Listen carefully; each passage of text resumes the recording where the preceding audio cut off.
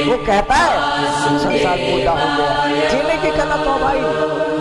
ओम नमो भगवते वासुदेवाय। ओम नमो भगवते वासुदेवाय। ओम नमो भगवते वासुदेवाय।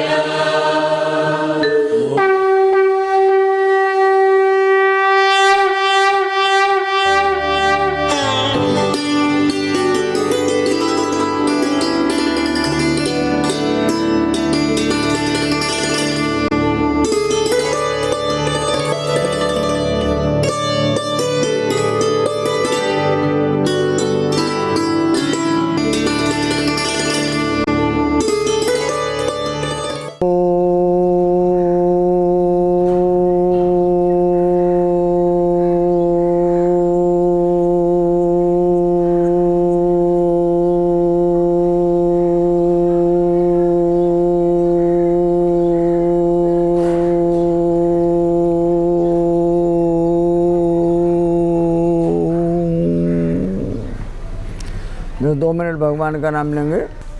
गोविंद हरे गोपाल हरे, जय जय प्रभु दीन दयाल हरे। गोविंद हरे गोपाल हरे, जय जय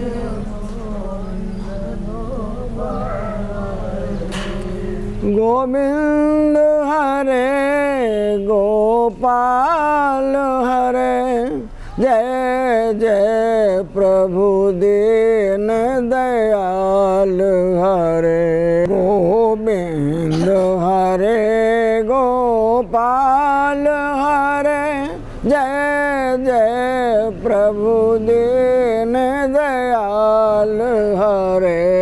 गोविंद हरे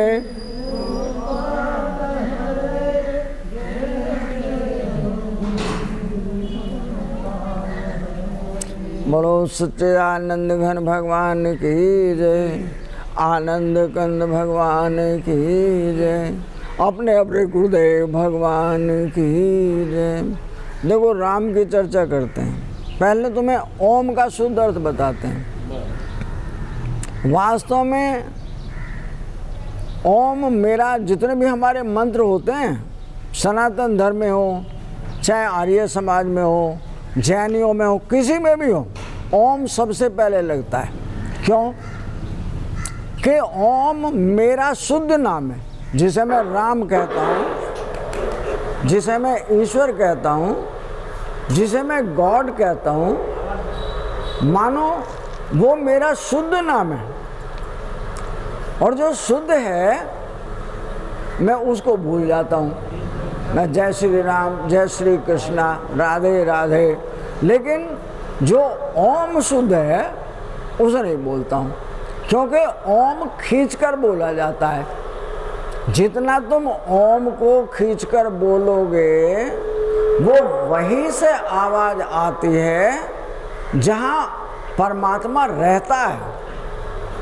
आप कहें मुंह से आवाज़ आती है, मुंह से आवाज़ नहीं आती, बल्कि जहाँ मैं रहता हूँ इस शरीर के अंदर में, जहाँ मेरा वास है, जहाँ तक मेरी श्वास जाती है और वहाँ से लौटकर वापस आती है, जहाँ मैं उस ओम का उच्चारण करके उस पूरे प्राण को खींचता हूँ, वहाँ मेरा वास है।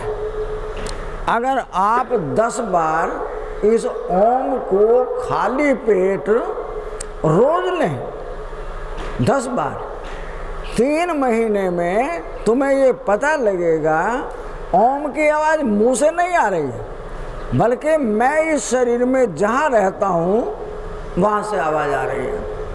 लेकिन मुझे उस ओम का पता नहीं है। मैं समझता हूँ मैं मुंह से बोल रहा हूँ, ओम का उच्चारण कर रहा हूँ, लेकिन उच्चारण तब तक नहीं हुआ जब तक तुम उसको खींचकर नहीं बोलते हो।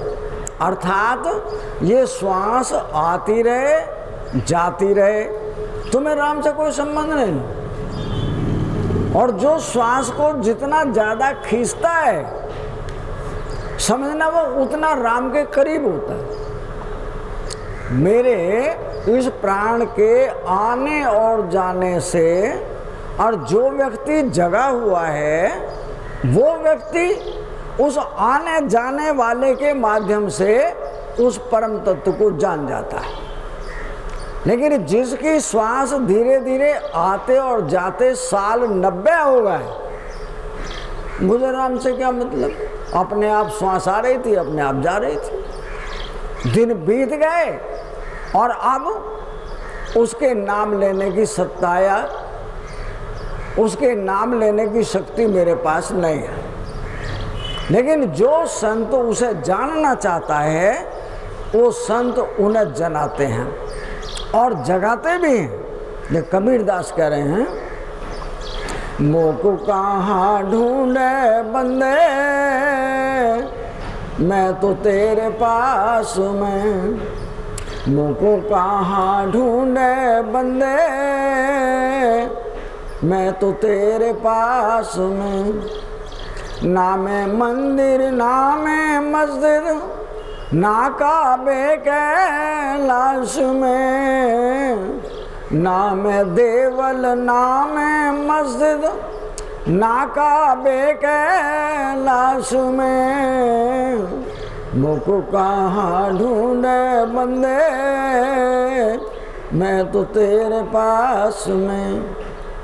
हम ढूंढने के लिए वो जम्मू में, श्रीनगर में, अमरनाथ में ढूंढने जा रहे हैं। कौन जा रहा है ढूंढने के लिए? परमात्मा। यानी मैं इस शरीर में पूरा का पूरा ब्रह्मांड, जैसे एक बूंद समुद्र में गिरे, वो समुद्र में से निकली थी, समुद्र में पहुंच गई। अपने माँ बाप के पास से गई थी, माँ बाप के पास लौट कर आ गई। बूंद नहीं है, समुद्र।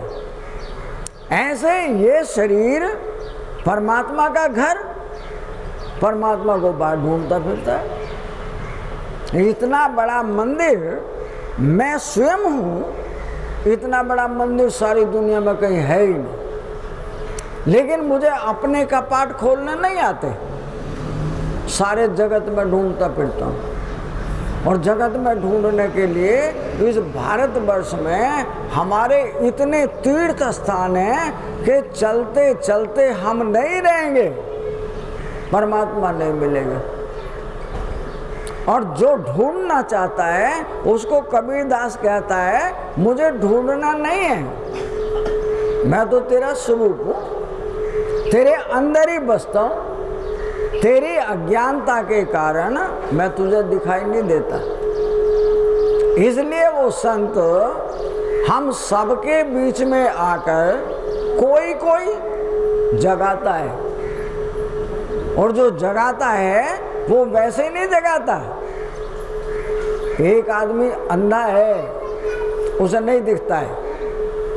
एक आंखों वाला है, जो आंखों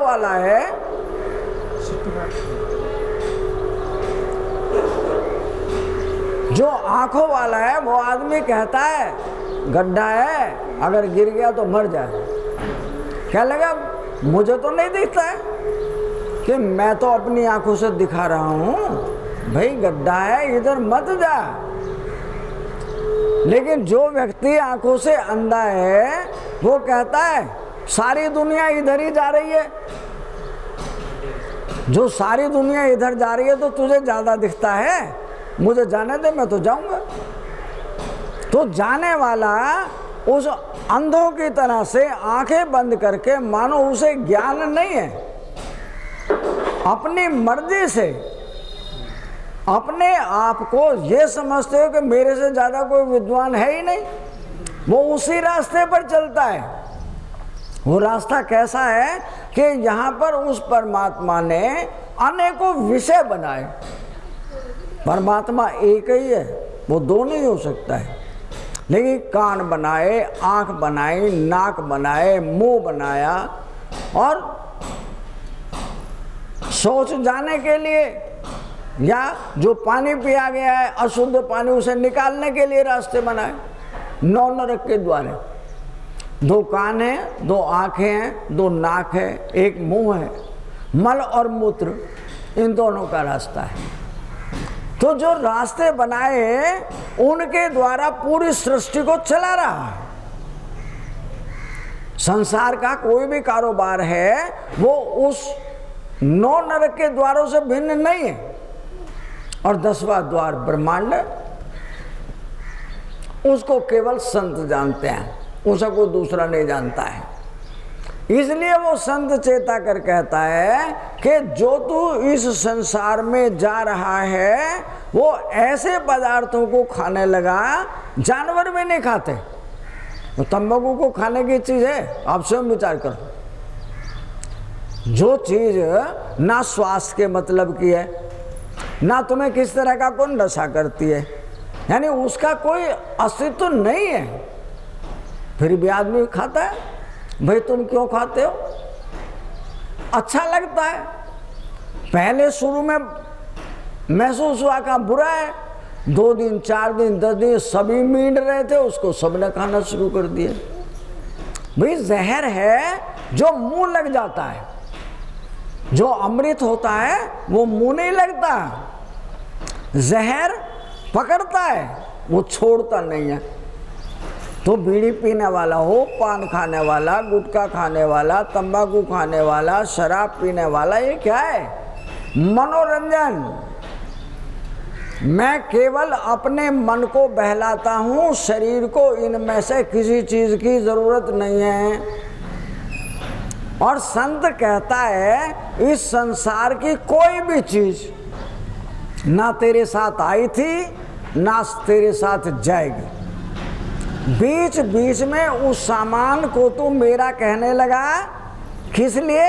अंधा है, यानी अज्ञानता के कारण उसको तू कहने लगा अच्छा लगता है। वो अच्छा नहीं लग रहा, बल्कि वो विषय तुम्हें खा गए। तुम सोच रहे तंबाकू को हम खा रहे हैं, जब तुमसे छूट नहीं रहा, वो शराब छूट नहीं रही, तो वो विषय अब तुमको खा रहे हैं। डॉक्टर कहता है अगर आज के बाद पी तो तुम मर जाओगे। उसके कहने से मैं 2 दिन 4 दिन 10 दिन नहीं पीता। तत्पश्चात कोई आ गया, कहने लगा भाई बिना पिए जाएंगे नहीं, और तुम पीते नहीं, तो ऐसों से हमारी दोस्ती निभेगी नहीं। हमारे साथ चलो, हम तुम्हारे साथ ही पिएंगे। और जो साथ जाकर पीते हैं, तो जिसको डॉक्टर ने मना किया था उसको उल्टी सीधी होने लगी। वो कहता है अब मुझे डॉक्टर के पास छोड़। तो डॉक्टर के पास जाता, डॉक्टर ने कहा तुम्हें कहा था अब अपने घर जाओ, इसका हमारे पास इलाज नहीं है। तुम्हें पहले ही कहा था कि तुम्हारे खून में जहर मिल गया है, अब तुम फिर और पियोगे तो वो जहर तुम्हें खा गया। तुमने नहीं पिया बीड़ी को, पान को, तंबाकू, गुटखे को, शराब को, बल्कि वो तुम्हें पी गए। और संत कहता है यहां सब कुछ अमृत है। अमृत का मतलब जिसको खा के आदमी कभी ना मरे, वो सब कुछ अमृत है। लेकिन वो अमृत तुम्हें पीना ही नहीं आता। जो कोई आंखें दे भी तो तुम देख रहे हो, पहले दिन संख्या 8-10 थी, दूसरे दिन देखा 20-25 हो गई, 10-15-20 महिलाएं हो गई, तीसरे दिन भी संख्या ठीक थी, कल देखा तो कल मामला साफ, कल कोई नहीं। हमने कहा यहाँ तो मेला उजड़ गया है, मानो कोई मेले में आने वाला नहीं है। क्यों? अमृत बटता है ना, हम तो जहर खाने वाले हैं, ये जहर छुड़ाने वाले हैं। तो जहर छुड़ाने वालों के पास कौन जाए? जो अमृत पीने वाले वही तो आएंगे, वो गिने चुने आदमी हैं। आज फिर समझ रहे शायद कुछ लोग आएंगे, वही 2-3 दिन हमारे शेष रहते हैं। हमें समझते हैं जो हमारे से कुछ ले जाएगा, आज काम नहीं आए कोई बात नहीं, कल की धरोहर है। कल अगर तुम्हें कोई शब्द याद रह जाए तो वो तुम्हारे काम बुरे वक्त पर आएगा जरूर। इसलिए वो संत जगाकर कहता है, इन विषयों के माध्यम से तुम अपने को ठगाना मत। इन विषयों को सारी दुनिया को विषय खा गए। और संत कहता है, अगर तुम मेरे पास आए हो तो मैं उन विषयों को तुमसे अलग कर दूंगा। जैसे कपड़ा गंदा हो जाता है, पसीने लग जाते हैं, निशान लग जाते हैं, धूल जम जाती है, उस कपड़े को साफ करने के लिए साबुन लगाया जाता है, उसको सर्फ लगाया जाता है, तब वो कपड़ा ऐसा लगता है मैल तो निकल गया पर जैसा आया था वैसा नहीं है। लेकिन हमारे पास आने वाले अगर हमसे कपड़ा धुलवाना चाहते हैं, ये दिमाग का कपड़ा है, वो शरीर के ऊपर का कपड़ा है, तो वो रोज सत्संग को सुनने वाला व्यक्ति अपने दिमाग पर रोज साबुन लगाता है, रोज सत्संग सुनता है। उसके सुनने से जो माया का मैल है, माया का मैल मेरा तेरा अपना और पराया, वो उसे छुड़ाता है। वो कैसे छुड़ाएगा? तो कल हम बतला रहे थे, रामचरितमानस के माध्यम से राम को वनवास हो गया है, सीता अलग से लड़ रही है। वो कहती है, मैं तो तुम्हारी अर्धांगिनी, मैं तुम्हारी छाया, मैं तो तुम्हारे साथ जाऊंगी, जहां मेरा राम रहता वहां सीता भी रहेगी, उसकी अयोध्या वही है। मैं राम से ब्याही हूं, राम के द्वारा सारी अयोध्या मुझे जानती है, और राम चले गए, सीता का कोई अस्तित्व नहीं है। मैं क्या खाऊं, क्या पहनूं, किसे दिखाऊं, किसके द्वारा बैठूं, कहां हंसूं? मैं नहीं रहती, मैं तो राम के साथ ही जाऊंगी। इसलिए वो किसी भी तौर तरीके से ना राम की मानती है, ना कौशल्या की मानती है, ना शहर की अन्य महिलाओं की मानती है। क्यों? जो होनहार है उसे कोई बदल नहीं सकता है। जो होनहार होती है उसे राजा दशरथ चाहते तो रानी को कहते तू जहन्नुम में जा, राम मेरा है मैं नहीं बेचता, लेकिन वो वचनहारी नहीं होगा। इसलिए तू राम को भेजना चाहती हो तो तेरा राम गया और मैं भगवान के घर गया, बिना राम के मैं जिंदा नहीं रह सकता हूं। और राम जो वन को गया उसे किसी से कोई मोह नहीं, वो तो उन सबकी जरूरतों को पूरा करने गया है जो उसे याद करते हैं, उनको मिलने के लिए गया। अर्थात यहाँ पर जो महात्माओं के पास बैठने वाला राजा दशरथ सारी दुनिया में शिरोमणि, सब राजाओं से ऊपर, वो राजा आज राम के बिन रो रो कर मर रहा है। और जिस रानी ने वो वनवास दिया, सारी अयोध्या उसके ऊपर थूक रही है। वो कहती है ये रानी हो सकती है, ये मां कहलाने लायक है, बिना उस राम के महल में आए हुए रोटी नहीं खाती थी, और आज उस राम को वन को भेज दिया है। इसलिए सारी की सारी अयोध्या उससे मुंह फेर कर निकल रही है। अब उन स्थितियों में देखो, राम चाहता तो जिस घर में पैदा हुआ है कम से कम उस घर में तो कोहराम नहीं मचने देता। या जो राजा सारी सृष्टि के जितने राजा हैं उनमें सब में श्रोमणी है, वो अपने घर के कोहराम को बचा सकता था। लेकिन इसको कहते हैं जो कल की लिखी हुई होनहार है, राम नहीं बदल सकते, कृष्ण नहीं बदल सकते, कोई राजा नहीं बदल सकता। होगा, मैं चिंता करता हूं, क्यों? मैं भगवान हूं ना यहाँ का, मैं मालिक हूं। जो मालिक होता है उसको रोना पड़ता है। आप इसलिए रो रहे हैं क्योंकि मालिक है। और भगवान कहता है सारे जितने भी दुनिया के तीर्थ स्थान हैं वे सारे तेरे भीतर में, मैं सबसे बड़े मंदिर में रहता हूँ, तेरे भीतर में रहता हूँ, अगर मैं तुझे ना दिखूं तो मैं क्या करूँ। इसलिए वो कबीरदास कहता है, मुझको कहाँ ढूंढे बंदे, मैं तो तेरे पास में, ना मैं मंदिर ना मैं मस्जिद, ना काबे के लाश में, मुझको कहाँ ढूंढे बंदे, मैं तो तेरे पास में। कबीरदास कहते हैं मुझे सारी दुनिया में ढूंढता है और तेरे सबसे नजदीक मैं ही हूं। यानी जिसको तैने दूर बैठाया हुआ है तो उसके बल पर चलता है, उसके बल पर सुनता है, उसके बल पर देखता है और सारी दुनिया का कारोबार उसी के बल से करता है। और उसको कहाँ बैठा दिया? कोई कहता है मेरा मस्जिद में बैठा है, कोई कहता है मेरा चर्च में गुरुद्वारे में बैठा है, कोई कहता है वो मस्जिद में बैठा है।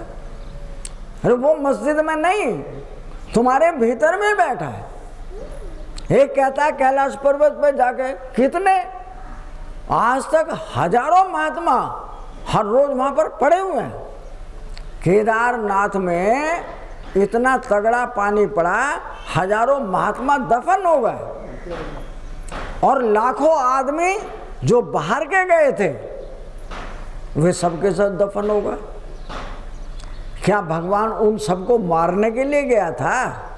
नहीं, लोग दर्शन करने नहीं, सैर सपाटा करने के लिए जाते हैं।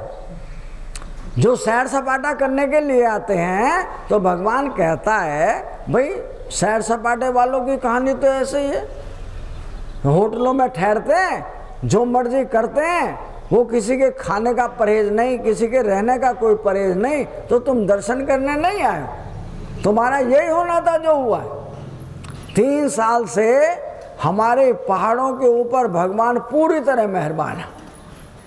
पहले केदारनाथ में आया, फिर जम्मू कश्मीर में आया, अब के बार बद्रीनाथ में आ गया। तो क्यों है कि हमने अपने जो उसूल थे उस परमात्मा के जानने के, उनको ताक पर रख दिया और हम सिर्फ ढूंढने के लिए परमात्मा वहाँ मिलेगा। जो तुम्हारे भीतर ही हो वो बाहर कैसे मिलेगा? इसलिए हमारे आज भी लाखों की तादाद में महात्मा उस पहाड़ में रहते हैं, गुफाओं के अंदर छुपे हुए हैं। शाम को खाना मिल जाता है, जहाँ बंटता है पहुँच जाते हैं, जितना मिल गया ले लेते हैं, नहीं भी मिला तो उपवास रख लेते हैं। परमात्मा को ढूंढने के लिए वे सारे प्रयास करते हैं जो करने लायक हैं, अर्थात ना करने लायक हैं उनको भी करते हैं। जैसे कोई कहता है हम तो हवा के बल पर रहेंगे, 3 दिन हो गए, 4 दिन हो गए, 10 दिन हो गए, आदत बन जाती है। लेकिन परमात्मा किस पे मेहरबान होता है? जो संयमी व्यक्ति है। संयम का मतलब समझते हो? समय से उठेगा, समय से सोएगा, जितना इस पेट को जीने के लिए चाहिए उतना देगा, स्वाद के लिए नहीं, जितना जीने के लिए चाहिए उतना देगा, और समय पर स्नान करके अपने परमात्मा का ध्यान करेगा। वो गृहस्थी में रहकर उस परमात्मा को पा सकता है। और जो व्यक्ति जंगल में गया लेकिन उसका खाना पीना सोना और जगने का संयम नहीं है, वो भी उसे ढूंढता रहता है। तो कबीरदास कहते हैं कि मुझे कहाँ ढूंढे बंदे, मैं तो तेरे पास में। पास का मतलब है जो विचार उठते हैं उसी के पास से उठते हैं। क्यों? ये आपके विचार से बहुत परे की बात है और शास्त्र तुम्हें कहीं भी लिखा हुआ नहीं देते। एक योग वासिष्ठ पुस्तक है, उसमें इसका लेख आता है, या जो अनुभवी महात्मा जिन्होंने उसे देखा है वो उसका वर्णन करते हैं। तुम्हारी नाभि में, मतलब जो बच्चा पैदा होता है उससे पहले वो सूंड से भोजन लेता है, उसकी नाभि में सूंड होती है। जो पृथ्वी पर आया है उसको मुंह हो गया है, सूंड काट दी जाती है, अब मुंह से भोजन लेता है। इस नाभि में कम से कम 16,000 नाड़ियाँ हैं, आप गिनती नहीं कर सकते। और इतनी ही नाड़ियाँ मेरी खोपड़ी में हैं। इन नाड़ियों के नीचे, मतलब नाभि के थोड़ा सा नीचे मेरा चित्त रहता है। उसे कहते हैं भगवान शेषनाग के ऊपर ये पृथ्वी टिकी हुई है, यानी शेषनाग का वास मेरी नाभि में है। और नाभि में वो सच्चिदानंद रहता है, वो मेरा परम पिता परमेश्वर रहता है।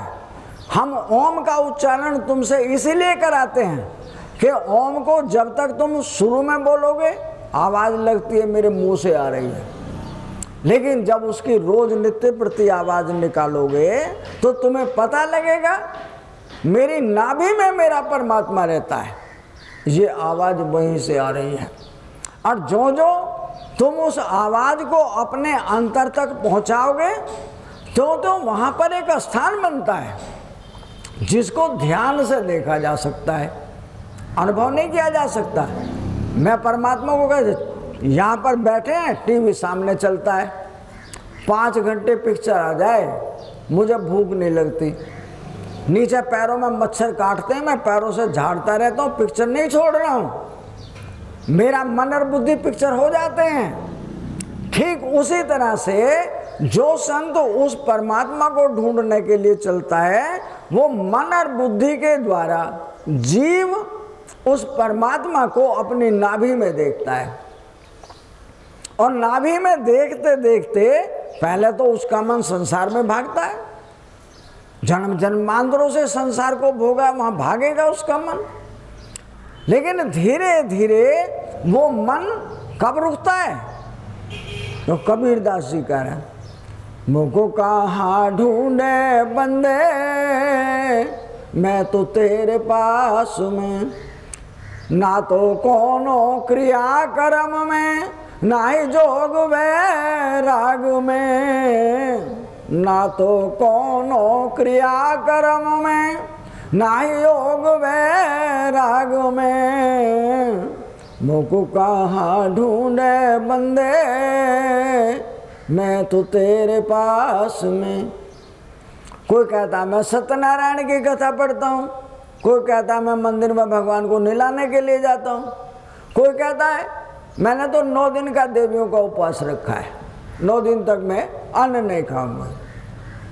और परमात्मा कहता है कि मेरे पास आने के लिए ना कोई योग चाहिए, ना कोई संसार का कोई गोरख धंधा चाहिए, ईमानदारी चाहिए। हम संसार को दिखाने के लिए ईमानदार हैं, परमात्मा को दिखाने के लिए ईमानदार नहीं है। ये लोग कहता है ना कोनो क्रिया कर, किसी क्रियाक्रम में मैं नहीं, और ना ही योग वैराग में, यानी वैरागी हो गए, सुबह से शाम तक जहाँ देखो चिमटा बजता है, वो हाथ में बजने वाली बज रही है, हरे रामा हरे कृष्णा करते फिर रहे हैं। हरे रामा हरे कृष्णा से राम नहीं मिलता है, बिना ध्यान के आज तक संसार का कोई सुख नहीं। किताब पढ़ो, अगर कोई बीच में याद आ गया तो किताब की लाइन खत्म, अखबार पढ़ो और किसी ने आवाज़ दी तो अखबार की लाइन खत्म, टीवी देखो लाइट भाग गई तो पिक्चर का स्वाद खत्म। संसार के जितने काम, कोई सिलाई करे, कोई पढ़ाई करे, कोई रोटी बनाए, कोई प्रेस करे, दुनिया का जितना काम बड़े ध्यान से करते हैं, इतना ध्यान से करते हैं कोई बीच में याद नहीं आए, याद आया स्वाद खत्म हो जाए। और जब परमात्मा के ध्यान में बैठते हैं तो सारी दुनिया का हिसाब हम तभी करते हैं। विचार करके देखना कि जब हम परमात्मा के पास जाकर बैठते हैं, उसकी किताब लेकर बैठे, माला लेकर बैठे, माला राम राम राम राम जप रही है, मेरा मन बुद्धि सड़क पर घूम रहा है। और भगवान क्या कहता है? भगवान कहता है निर्मल मन जन सो मोहि पावा, मोह कपट छल छिदन भावा। भगवान राम कह रहे हैं मुझे निर्मल मन चाहिए। कैसा मन है? जो मेरे पास आ गया तो मेरे पास ही रहना चाहिए, टीवी के पास है तो टीवी के पास रहना चाहिए, पढ़ने को गया है तो पढ़ने वाले के पास रहना चाहिए, दुकान वाले के पास गया तो अपनी दुकान पर ध्यान रहना चाहिए, हिसाब किताब पैसे देने का है वहीं रहना चाहिए। लेकिन जब मेरे पास बैठा है तो उसका मन मेरे पास रहना चाहिए, वही मन मुझे अच्छा लगता है। मोह कपट छल छिद्र बाबा। और जब वो बैठा तो मेरे पास राम का भजन करने के लिए सारी दुनिया को दिखावा करता है, लेकिन हिसाब किताब वहाँ बैठ करके सारी दुनिया का लगाता है। तो कहते हैं परमात्मा मुझे ये छल और कपट अच्छा नहीं लगता है, रे प्रेम मुझसे करता है, दिखावा है, हिसाब दूसरों का रखता है। इसलिए वो महात्मा हमें जगाकर कहता है कि ना तो कोनो क्रियाक्रम में, मैं किसी क्रियाक्रम में बहकाने में नहीं आता।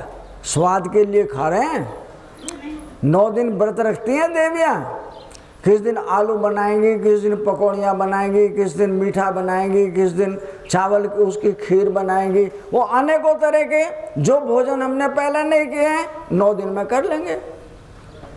लेकिन वो मात्र दिखावा, हम परमात्मा का, हम देवियों का उपास कर रहे हैं। लेकिन आज मैं उन देवियों को छोटी सी चीज़ बतलाता हूँ। जो तुम खाते हो वो पेट में, उनका बीपी लो नहीं होगा, उनके खाने की पूर्ति हो गई। लेकिन हम स्वाद के लिए खाते हैं।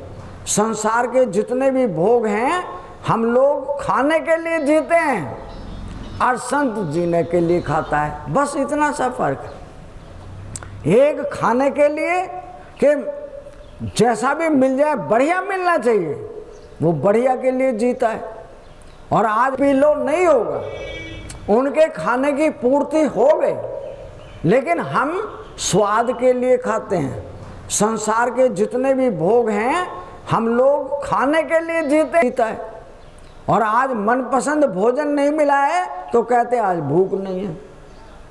और एक उतना चाहिए शरीर जिंदा रहे।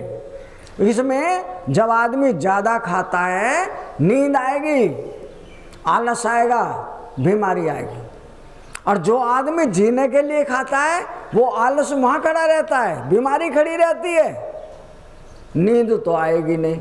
भूखे को कोई नींद आती है? वो उतना ही खाता है। इसलिए वो संत जगा के कहता है ना तो कोनो क्रियाक्रम में, मैंने क्रियाक्रम नहीं किया है, मैं दोनों टाइम भोजन लेता हूँ या एक टाइम भोजन लेता हूँ, लेकिन कितना लेता हूँ ये शरीर मोटा नहीं बने, ये शरीर मुझे आलसी, नींद लाने वाला, बीमारी लाने वाला नहीं बने, बल्कि कैसा बने, ये मुझे सुखी रखे। मैं जितने टाइम शरीर में रहूं निरोग बना रहे और मैं उस परमात्मा का भजन करूं। दुनिया के सारे काम करना बुरा नहीं है, लेकिन परमात्मा का भजन नहीं किया ये बुरा हुआ है।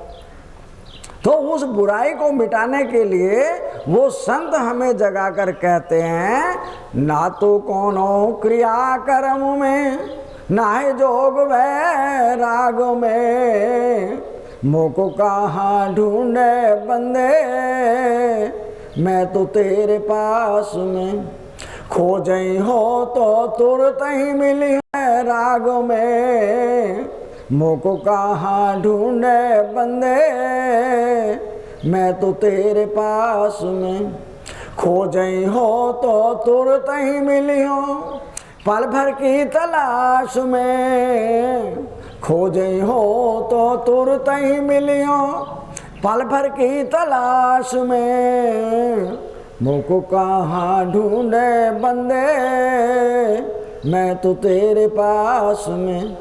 यानी खोजना आप सब चाहते हैं, लेकिन वो सड़क पे पड़े हुए मिल जाए।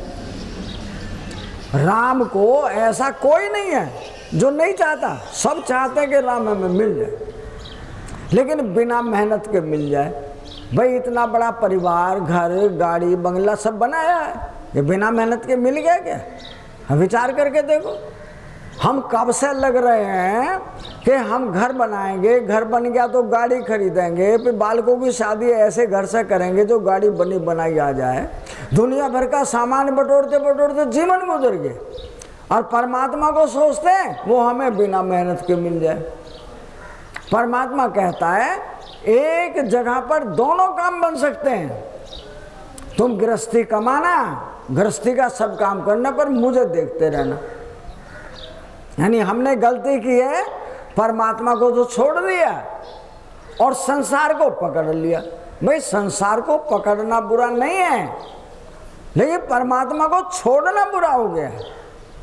इसलिए कहता है खोजे ही हो तो तुरंत ही मिलियो।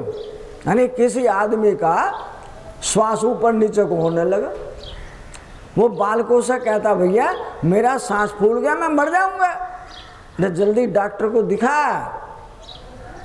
वो कहता बाबा अभी ले चल रहे हैं डॉक्टर के, इतने तुम ले जाओगे इतने में मर जाऊंगा, कोई उपचार करो, डॉक्टर यहीं आ जाए मुझे देखने के लिए।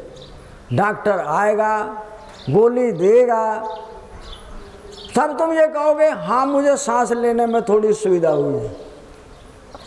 लेकिन जो प्राणायाम करने वाला है, जो इस ओम का उच्चारण करने वाला है, जो सांस को खींच कर लेने वाला है, खोजे ही हो तो तुरंत ही मिलियो। यानी जो रोज प्राणायाम करता है सुबह शाम में, उसको सांस फूलेगा ही नहीं, क्योंकि उसे सांस खींचने की क्रिया आती है। और सांस कब फूलता है? जब गले में ठंडी होती है। जब गले में ठंडी होती है उसको खांसी उठती है, गले में बलगम जमता है, श्वास लेने में तकलीफ होती है। उस स्थिति में वो कहता है मेरे प्राण निकल जाएंगे, जल्दी करो, दवाई दिलवाओ मुझे। और जो प्राणायाम करने वाला उतना ही खाता है जितना जीने के लिए खाना चाहिए, उसे श्वास खींचना आता है। वो कहता है मैं देखता हूँ ये कैसे, तो उसका भी उपचार बताते हैं। आज हम तुम्हें 4-5 दवाइयाँ बताएंगे। इनमें से एक दवाई ये अब याद आ गई तो तुम्हारे सामने प्रकट कर रहे हैं कि जब किसी व्यक्ति को रात को बहुत ज़्यादा खांसी उठे, उसको सांस फूलता हो, उसके शरीर में जकड़न हो या सिर में दर्द हो, नज़ले की शिकायत बनी हुई हो, 1 चम्मच अजवाइन, 5 काली मिर्ची, थोड़ा सा अदरक, इसको 1 गिलास पानी में उबालें और जो पानी 1/3 रह जाए उसमें 250 ग्राम दूध डाल लें। उस दूध को भी उसमें उतना ही गर्म करें। अगर उस बूढ़े को, जवान को, बालक को रात को तुमने उस अजवाइन वाले दूध को पिला दिया तो समझ लेना बूढ़ा प्रेम से सोएगा, रात भर तुम्हें उठने नहीं देगा। खांसी नहीं आएगी रात को, उसका सांस नहीं फूलेगा, उसको नज़ला हो, उसको कोई शिकायत हो, वो ठीक हो गई। और रोज अगर करना चाहे तो रोज भी कर सकता है। ये दवाई है उन बूढ़े लोगों की जिनको नज़ला सताता है, जिनका सांस फूलता है, जिनके सिर में अक्सर दर्द होता है, जिनके कानों पर नज़ला आ जाता है, उन लोगों की ये साधारण दवाई है। तो आप अपने घर में डॉक्टर के पास जाने की ज़रूरत नहीं है। अजवाइन लो 1 चम्मच, थोड़े से अदरक के पीस लो, उन्हें पीटो अजवाइन के साथ, 5 काली मिर्ची पीटो उन्हें अजवाइन के साथ, 1 गिलास पानी में इतना उबालो, पानी 1/4 रह जाए, उसमें दूध डाल दो, उस दूध को भी उसी में उठा दो। उसके बाद उसे छान दो, जो छना हुआ कूड़ा है वो कूड़ा रह गया है, वो तुम्हारी दवाई बन गई है कि रात को सांस नहीं फूलेगी। चाहे बालक को नमूने की शिकायत हो, वो रात को नहीं जाने देगा तुम्हें कहीं। उसको खांसी की, नज़ले की शिकायत हो, रात कट जाएगी, सवेरे डॉक्टर से बात करना। और डॉक्टर से बात करने की ज़रूरत नहीं, मैं तुम्हें बताता हूँ। बहुत छोटे से छोटा बच्चा हो, उसे पसली चलती है, उसको नमूनिया रोज बना रहता है, या उसके दांत निकलते तब उसे नमूनिया बना रहता है। 1 पान के पत्ते का 1 बूंद रस, 1 बूंद अदरक का रस, 2 बूंद शहद, इनको मिलाओ, बच्चे को चटा दो। पूरी सर्दियों अगर तुमने रोज एक टाइम चटाया तो उसको कभी नमूनिया होगा ही नहीं। पूरी ठंडी निकल जाएंगी, उसको खांसी नमूने की शिकायत नहीं होगी। डॉक्टर के पास रोज जाओ, 200 रुपये फीस लेता है, दवाई देता है, इतना ही काम करता है वो भी। लेकिन हमारी आयुर्वेदिक दवाइयाँ हमारे घर ही में होती हैं, हम उनका उपचार या तो करना जानते नहीं। अब पान के पत्ते का रस कौन निकालेगा? 2-4 बार बाट मारो, एक हल्के से कपड़े को, जो सूती कपड़ा होता है, उसमें पान के पत्ते को डाल दो। अब उसे इतना निचोड़ो, इतना निचोड़ो, वो अपने आप अपना पानी निकाल देगा। अदरक को पीटो, उसका भी एक बूंद रस निकल जाएगा, शहद में मिला, बच्चे को चढ़ा दो। बालक को पसीना चाटते ही आएगा, उसका रोग खत्म हो जाएगा। ये साधारण दवाइयाँ हमें घर में रखी रहती हैं, लेकिन हम उनका उपचार नहीं जानते हैं। अब वहाँ संत कहता है कि जो मेरा परम भक्त है उसे तो मैं दिखता हूँ, और जो संसारी है उसे संसार दिखता है। जो संसारी है अपना बेटा, पोता, चाचा, ताऊ, पत्नी, बच्चे सब दिखता है। और जो परमात्मा का संत है वो अपने में भी उसे ही देखता है और दूसरों में भी उसे ही देखता है। तो खोजे ही हो तो तुरते ही मिली। यानी जब किसी की श्वास रुक जाती है, वो परमात्मा के पास आने जाने की वजह से रुकी है। परमात्मा के पास आती जाती रहे तो वो बीमार नहीं है। अब उसके पास जाने से रुक गई तो कहता मैं मर गया, मुझे बचाओ। कहत कबीर सुनो भाई साधो, मैं सब श्वासों की श्वास में। कहत कबीर सुनो भाई साधो, मैं सब श्वासों की श्वास में। मुझको कहाँ ढूंढे बंदे, मैं तो तेरे पास में। कबीर जाची कहते हैं मैं जितने भी जीव हैं, प्राणधारी हैं, वो पेड़ हो, पक्षी हो, जानवर हो, मनुष्य हो, नदी हो, पहाड़ हो, ग्रह हो, नक्षत्र हो, तारे हो, मैं उनके प्राण में बसा हूं। और तुम रोज कहते हो, लेकिन तुम्हारी समझ से परे है। तुम हो एक अगोचर, सबके प्राणपति। प्रभु सबके प्राणपति, किस विध मिलूं दया में, कैसे मिलूं कृपा में। तुमको मैं कुमति, ओम जय जगदीश हरे। ये आरती मंदिर में अपने घर में आप हर रोज गाते हैं। तुम हो एक अगोचर, कबीरदास जी भी कह रहे हैं, खोजे ही हो तो तुरंत ही मिली हूँ। पल भर की तलाश में, मानो मेरी श्वास कहाँ तक जाती है और कहाँ से वापस लौट कर आती है, वहीं मैं रहता हूँ। और यहाँ तुम कहते हो तुम हो एक अगोचर। अगोचर का मतलब जो दिखते नहीं हो। जो दिखता है सामने उसे गोचर कहते हैं, और जो नहीं दिखता है, ए माने नहीं, दिखने वाला, जो दिखता नहीं है उसे अगोचर कहता है। और कैसे हो? सबके प्राणपति, यानी सारी सृष्टि के प्राणों के स्वामी आप ही हैं।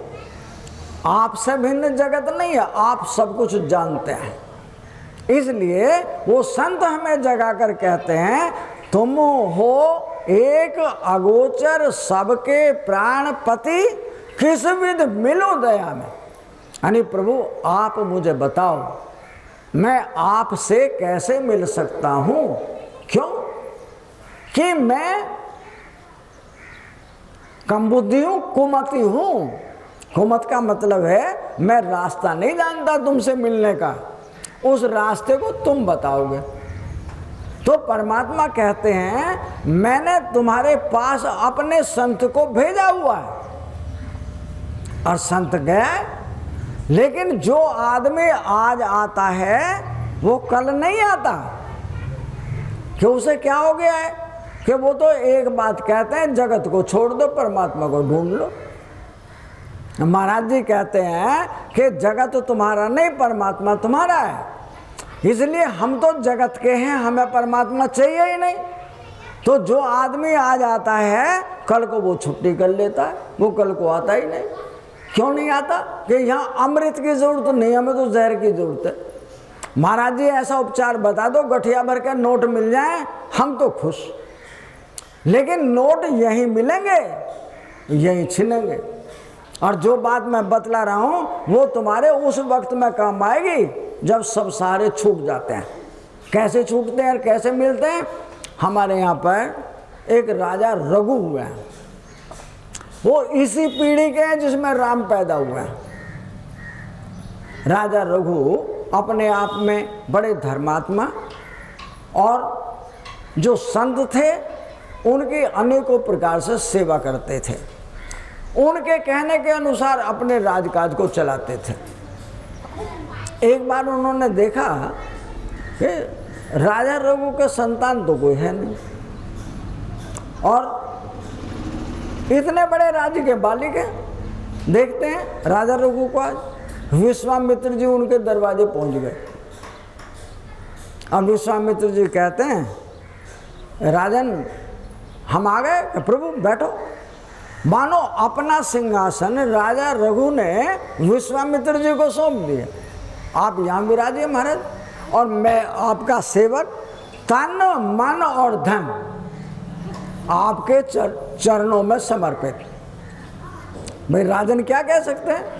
राजा कहते हैं प्रभु मेरा तन, मेरा धन और मेरा मन आपके चरणों में समर्पित।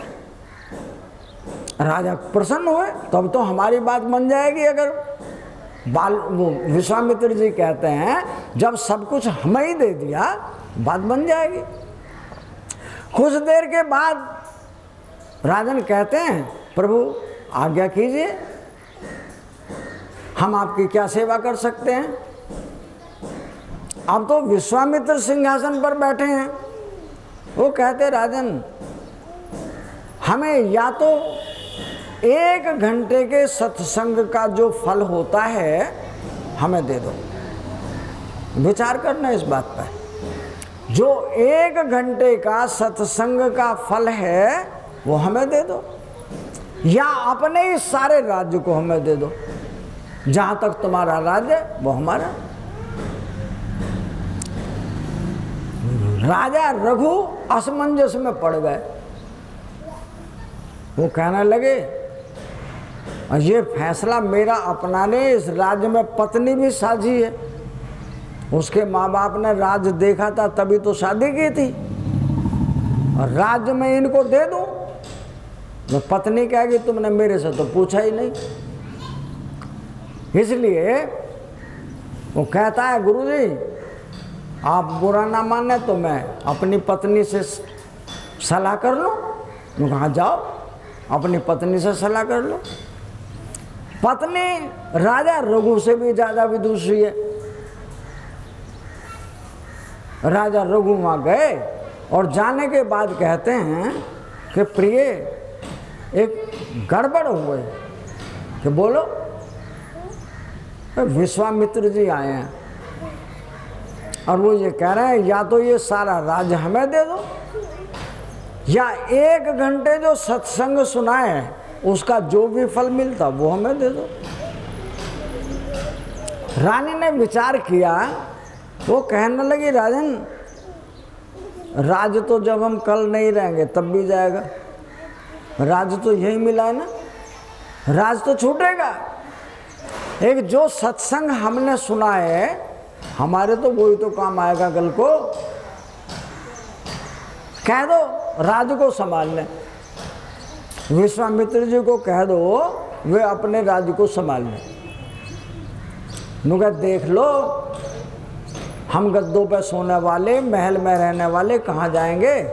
कि जहाँ राम जी रखेगा सारी दुनिया रहती है, रह लेंगे।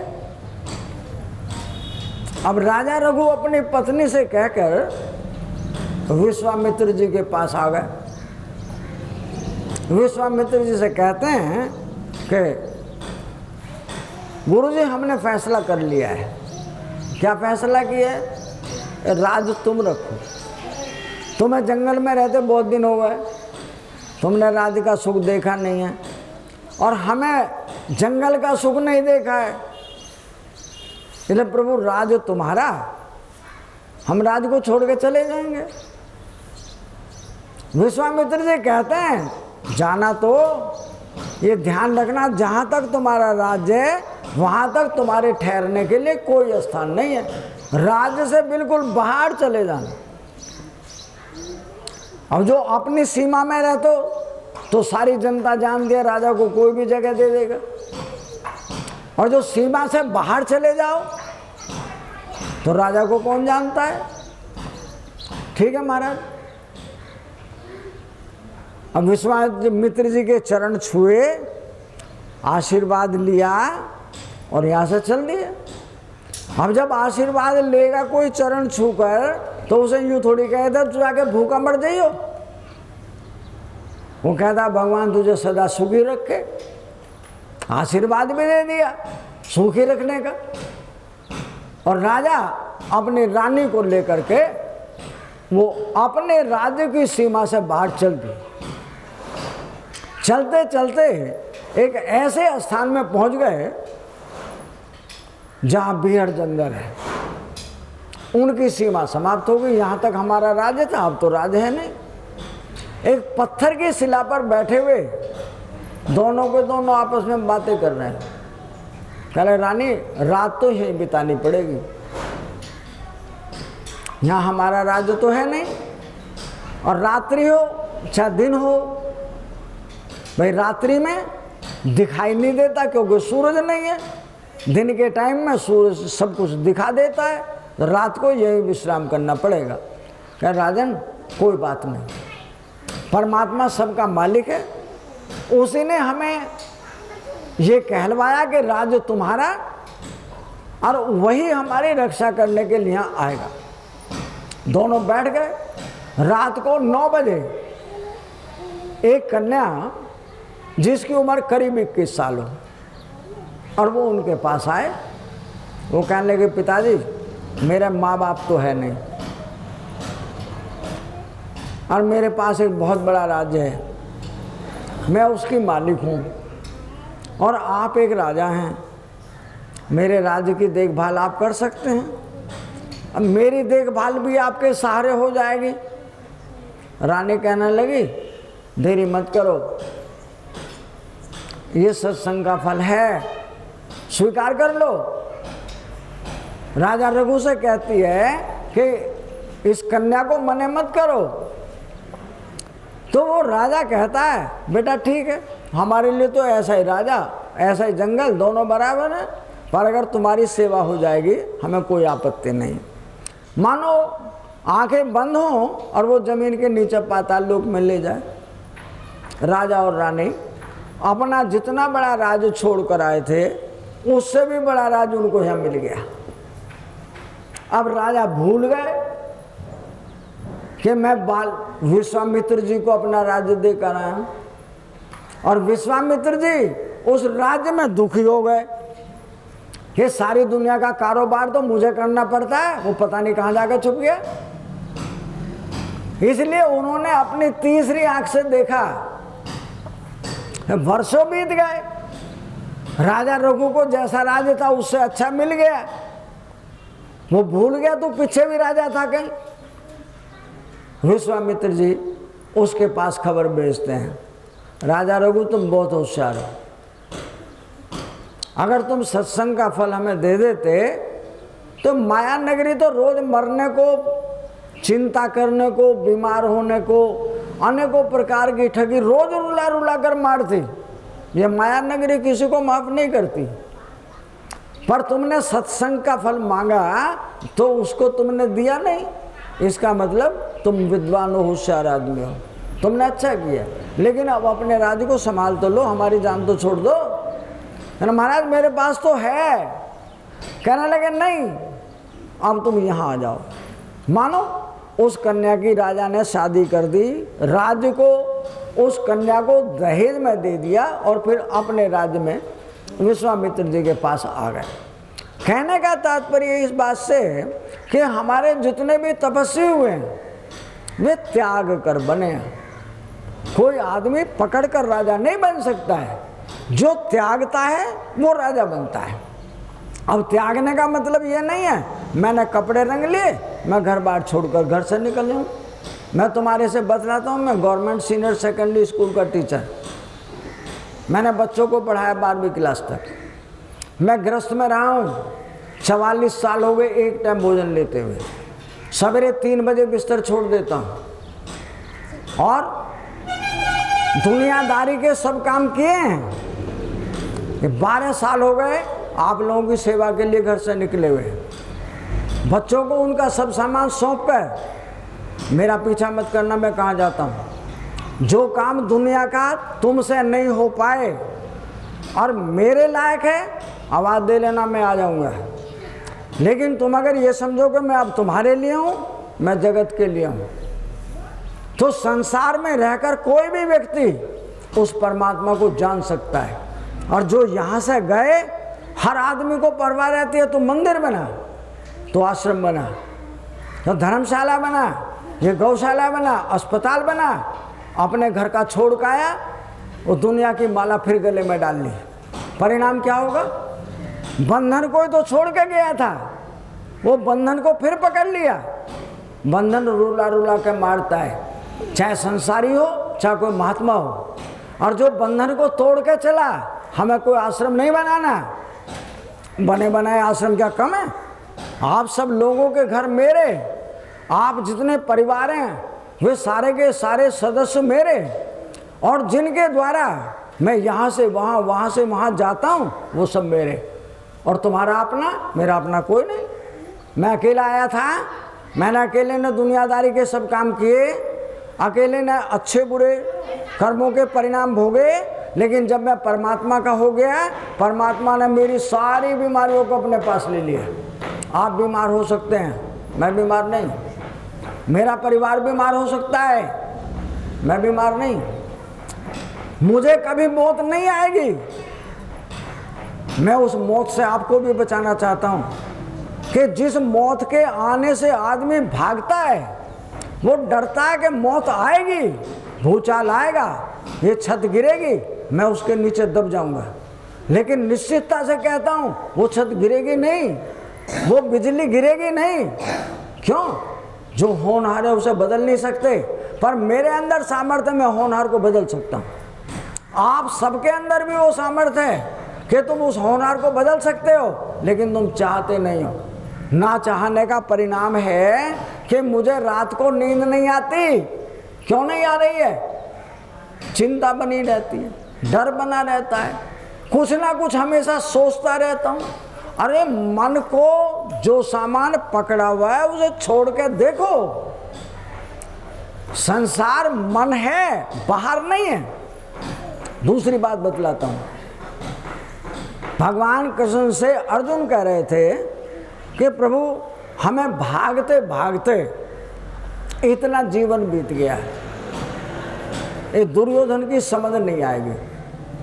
यानी जब देखता है निकाल दो, जब देखता है तो मार दो। मानो दुर्योधन की समझ में कोई बात नहीं आएगी।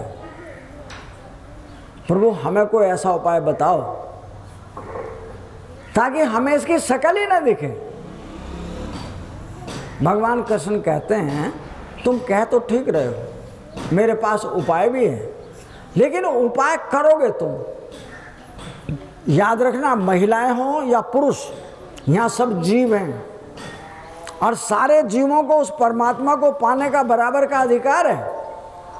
अर्जुन से कह रहे हैं, अर्जुन इन सबको मैं मार सकता हूँ, मैं न्याय करता हूँ, लेकिन मेरी सत्ता तेरे अधीन है। विचार करना जो बोल रहे हैं। अर्जुन से कहते हैं कि मैं इन सबको मार सकता हूँ, नेशना मूद कर दूंगा, कहाँ पैदा हुए थे ही नहीं। अच्छा सलाहकार हो उसे सारथी कहते हैं। तो भगवान कृष्ण अर्जुन को कहते हैं अर्जुन इन सबको मारेगा। अर्जुन कहते हैं महाराज मैं गुरु जी पे बाण चलाऊंगा, मैं पिता भीष्म पे बाण चलाऊंगा, एक कर्ण बैठा है, बड़े बड़े महारथी हैं, मैं इनको मारूंगा। भगवान कृष्ण कहते हैं तू इन्हें अपनी तरफ बुला के देखना। ये समझने लायक बात है। भगवान कृष्ण अर्जुन को कहते हैं ये अन्याय के पाले में क्यों खड़े हैं? पिता भीष्म या द्रोणाचार्य ये दुर्योधन के पाले में क्यों खड़े हैं? ये तेरी तरफ क्यों नहीं खड़े हैं? ये झूठ का अन्न खाते हैं, चोरी का और बेईमानी का अन्न खाते हैं, और जो अन्याय का अन्न खाता है वो मरेगा। वो उसे कौन बचा सकता है? मानो भगवान कृष्ण अर्जुन को समझा रहे हैं। अर्जुन कहते हैं महाराज मैं इन्हें मारूंगा नहीं। क्यों, क्या हो गया है? कि महाराज आप ये बताओ, को गुरुजी को मार करके या अपने बाबा को मार करके संतुष्ट रह सकता है? भगवान कृष्ण कहते हैं तू इन्हें मार सकता है? किसी को तिल भर मार के दिखा दे। ये आज बतला रहा हूं मैं तुम्हारे सामने, इनमें से झूठ शब्द जिसे कहते हैं, कोई शख्स मुझे कह दो, मैं आज से झूठ नहीं बोलूंगा। एक आदमी, कोई स्त्री पुरुष कोई कह दो, मैं आज से झूठ नहीं बोलूंगा। लेकिन मुझे एक भी आदमी नहीं मिलेगा जो ये कह दे कि मैं झूठ नहीं बोलूंगा। और कोई आदमी ये कहकर बतला दे मैं आज से क्रोध तुम्हें दे चुला, मैं क्रोध नहीं करूंगा चाहे मेरी गर्दन कट जाए। लेकिन तुम में से एक भी आदमी मेरे पास आकर ये नहीं कह सकता कि मैं क्रोध नहीं करूंगा। विचार करना, ये सत्य है। भगवान कृष्ण अर्जुन से कह रहे हैं कि अर्जुन तू इन्हें एक को मार नहीं सकता है, भला क्रोध को मार के दिखा दे। मोह के कारण आता है। अगर मेरे को सामने से हटा दो, मेरा बेटा नहीं, मेरी पोती नहीं, मेरा घर, मेरा बाहर नहीं, तो मुझे क्रोध क्यों आएगा? भाई किसकी वजह से आता है? मेरों की वजह से आता है। मेरे शरीर को कोई मारता है, ईंट से पत्थर से, मैं उससे लड़ता हूं तो मुझे क्यों मारता है? लेकिन संत कहता है अगर तेरा काम मेरे मारने से चल जा तो मार ले, शरीर तो छूटेगा, मेरा नहीं है, मिला हुआ है। जो मिली हुई चीज है अगर तू उसे छीनना चाहता हो तो छीन ले, अन्यथा मेरा तो खाली होगा, मुझे इसकी परवाह नहीं है। इसलिए वो अर्जुन से उसके माध्यम से कहते अर्जुन तू इनमें से किसी एक दुष्ट को मार के दिखा दे, जिसको काम कहते हैं या स्त्री को शादी करने के लिए कहते हैं। तू आज से प्रतिज्ञा कर मैं पत्नी के पास नहीं जाऊंगा। कोई आदमी बनकर दिखाए, ये मतलब नहीं हुआ कि पत्नी के पास ना जाए तो मतलब ब्रह्मचर्य का पालन नहीं होगा। पत्नी के पास जाएगा भी, लेकिन मन में विचार नहीं आएगा। इसमें भी छोटी बात बताता हूं। एक पंडित जी थे, उन्हें किसी के घर से निमंत्रण आ गया है कि पंडित जी 12 बजे आपको भोजन हमारे यहाँ करना है, 12 सवा 12 बजे पहुँच जाना। पंडित जी घर में बैठे बैठे विचार कर रहे थे, आज तो बढ़िया आलू गोभी की सब्जी होगी, पूड़ियाँ होंगी, खीर बनेगी या हलवा बनेगा। मानो उनके विचार में जो जो दोपहर आती रही वो भूख बढ़ती रही। पंडित जी महाराज दोपहर को स्नान किया, स्नान करती भूख तेज होगी, अब तो भोजन चाहिए। अपने बालक से कहते हैं बेटा उनके यहाँ से निमंत्रण आया था, कोई बुलाने के लिए तो आया नहीं है, जरा तुम देख के आओ, अगर भोजन तैयार हो गया हो तो हम चले जाएंगे। मानो छोटे बालक को भेजा, वो उस घर गया, जाकर देखा तो उस घर में तो ताला लगा है। वो बालक दौड़ के वापस आया, कहले बाबा जहां आप कह रहे थे उनके यहाँ से निमंत्रण आया है, वहां तो ताला लगा हुआ है। उन्होंने कहा नहीं, वो मुझे शाम को निमंत्रण दे के गए कि कल भोजन तुम्हारा है।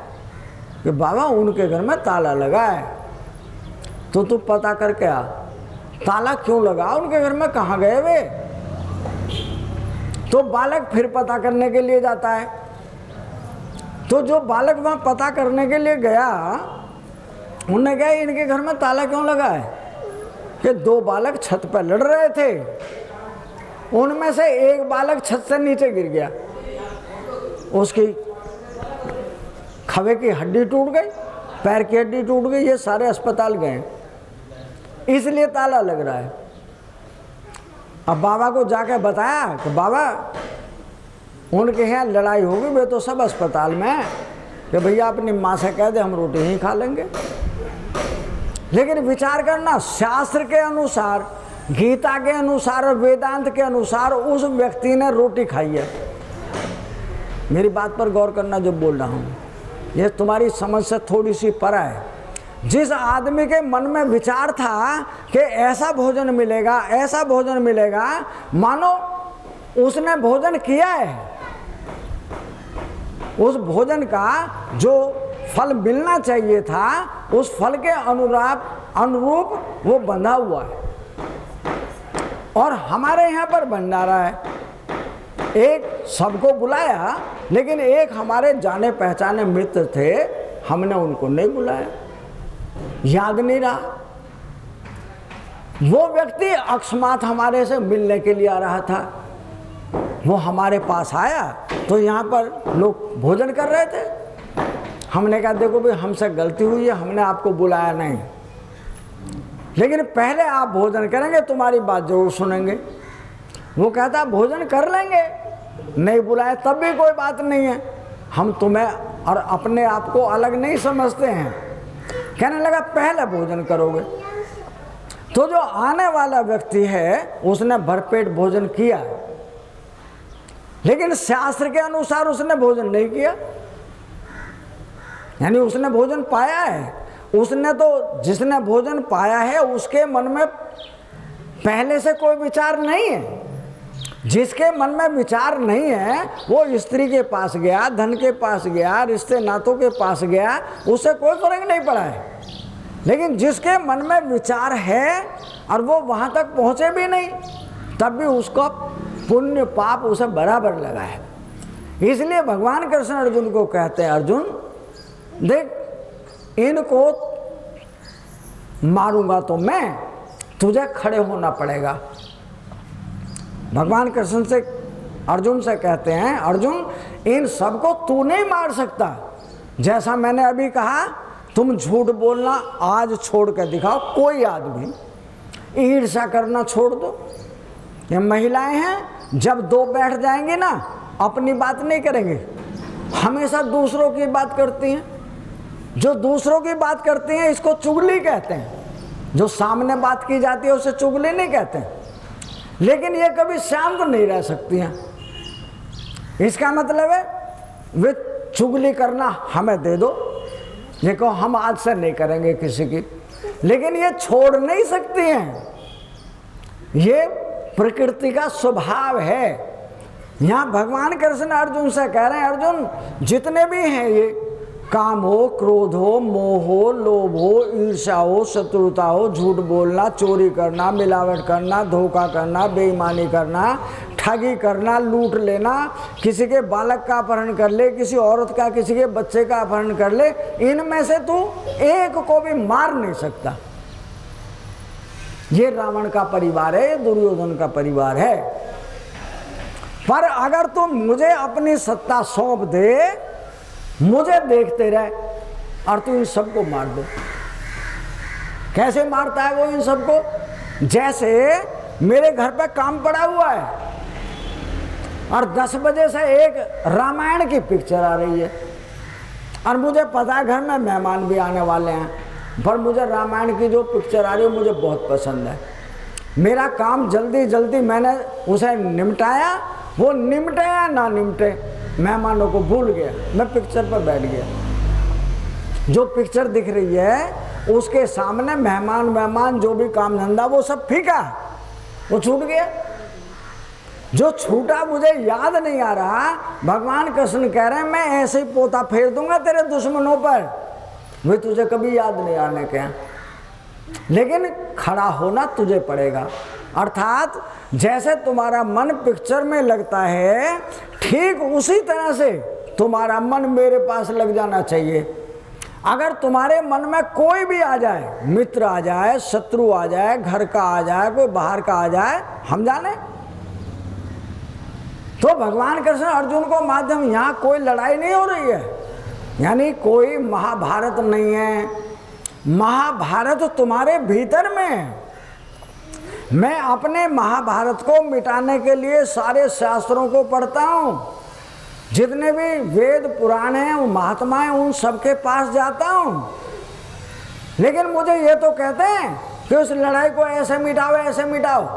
एक बात कोई भी नहीं कहता है कि जब तुम किताब पढ़ते हो तुम्हें कोई भी याद नहीं आता।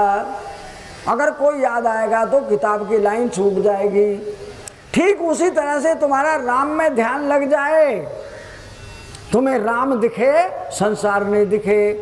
अर्थात वो संसार में जितने दुष्ट थे, जो बार बार मेरे मन में बसे हुए थे, कभी कोई शत्रु के रूप में आ गया, पत्नी के रूप में आ गया, बच्चे के रूप में आ गया, कोई मित्र के प्रिय के नाम में आ गया, उन सबको मन से निकाल देना ही परमात्मा को पाना है। परमात्मा कोई आकार नहीं है, किसी से तुम्हारी मुलाकात होगी वो हमारी मदद करेगा। ये सब आकार परमात्मा के हैं, अगर आकार है तो, अन्यथा वो तुम्हारे भीतर में बसा हुआ है। तो भगवान कृष्ण से कहते हैं, अर्जुन मैंने तुझे बतलाया संसार में रहना, पत्नी तुम्हारी रहेगी, बच्चे तुम्हारे रहेंगे, घर बार तुम्हारा रहेगा, रिश्ते नाते तुम्हारे रहेंगे, पर तुम्हें मन में याद नहीं आने चाहिए। छोड़ कर छल कपट आजा मेरी शरण, छूट जाएगा तेरा ये आवागमन। छोड़ कर छल कपट आजा मेरी शरण, छूट जाएगा तेरा ये आवागमन। जो न मानेगा तू संतों के वचन, यों ही चक्कर लगाए तो मैं क्या करूं। जो न मानेगा अपने गुरु के वचन, यों ही चक्कर लगाए तो मैं क्या करूं। मैंने मानव जन्म तुझको हीरा दिया, तू व्यर्थ गंवाए तो मैं क्या करूं। विचार करना इस बात। भगवान कृष्ण यही कह रहे हैं, छोड़कर छल और कपट मेरी शरण में आ जा। भगवान कृष्ण अर्जुन से कहते हैं, जो मेरे हैं, तेरे हैं, अपने हैं, मित्र हैं, शत्रु हैं, उन सबको वहीं छोड़ मेरी शरण में आ जा। फिर मैं जानूं इन्हें कैसे मारता हूं। कहते महाराज मैं हथियार नहीं उठाऊंगा, ये सारे के सारे मर गए और मैं कल को इन्हें मार के राजा बन भी गया, मुझे कौन कहेगा अर्जुन राजा बना। क्योंकि अर्जुन को जानने वाले तो सब मर गए। मुझे किसी का राजकाज नहीं चाहिए, मैंने तो जितने दिन अब तक काटे हैं और काट लूंगा। इसलिए प्रभु मैं तो हथियार चलाता नहीं। भगवान कृष्ण कहते हैं, तू मारने का ये समझता है मैं मार दूंगा इनको, मेरी आंखों से देख। मानी भगवान कृष्ण उसको अपना दिव्य चक्षु देते हैं, जिस आंख से ये सृष्टि नहीं केवल सृष्टा दिखता है। सृष्टि तो सारी मुर्दा है, दूसरे की सत्ता से चल रही है, उठ रही है, बैठ रही है, बोल रही है, सुन रही है और सारी दुनिया का कारोबार कर रही है। तो सृष्टि मुर्दा है, इसमें सृष्टा है तो ये चल रही है। तो उस अर्जुन को कहते हैं, तो मेरी आंख से देख। अर्जुन ने देखा तो सारी कौरवों की सेना धीरे धीरे भगवान कृष्ण के मुंह में जा रही है। तो सृष्टि मुर्दा है, इसमें सृष्टा है तो ये चल रही है। तो उस अर्जुन को कहते हैं, तो मेरी आंख से देख। अर्जुन ने देखा तो सारी कौरवों की सेना धीरे धीरे भगवान कृष्ण के मुंह में जा रही है और जितने भी पांडवों के हैं वे भी सारे सैनिक भगवान कृष्ण के मुंह में जा रहे हैं। उसने देखा ये तो मैं मार भी नहीं रहा, ये सारे के सारे अपने आप ही मर रहे हैं। उसकी समझ आई। अर्जुन कहता प्रभु ये अपनी लीला हटाओ, जो मुझे आप दिखला रहे हैं ना, इसे हटाओ, जो तुम कहोगे वो मान लूंगा। नुका नहीं और देख। महाराज मैं और नहीं देखता, मैंने देख लिया। मानो वो समझ गए कि ये सृष्टि इन्होंने पैदा करी थी, अपने को मारने वाले यही हैं, दूसरा कोई इन्हें मार नहीं सकता है। इसलिए भगवान कृष्ण ने अपने उन दिव्य चक्षुओं को हटाया, और जैसे ही हटाया अर्जुन ने भगवान कृष्ण के पैर पकड़ लिए। कहते हैं मेरे मित्र आप थे, मैंने जाने में अनजाने में कभी तुम्हें कुछ कहा हो और तुम्हें बुरा लगा हो, उसके लिए मैं आपसे हाथ जोड़कर माफ़ी मांगता हूँ। मेरे माँ भी, मेरे बाप भी, मेरे गुरु और मेरे सखा तुम ही हो। अब मुझे बताओ मैं क्या करूं? भगवान कृष्ण कहते हैं तो शस्त्र उठा, मार इनको।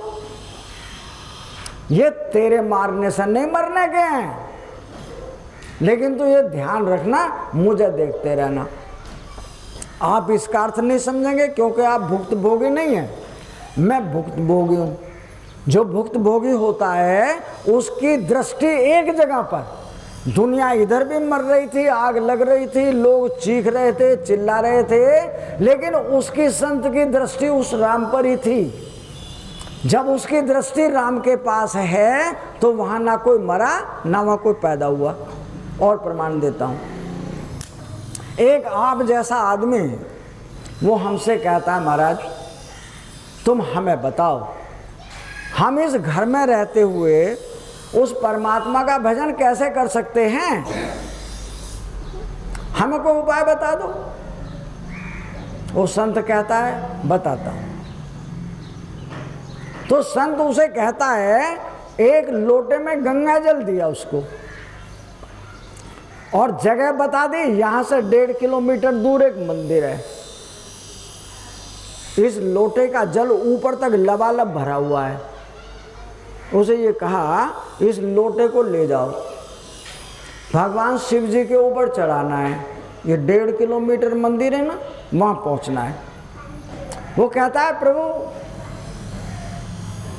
इसमें से अगर खिंड जाए तो वापस लौट आना। कि क्यों?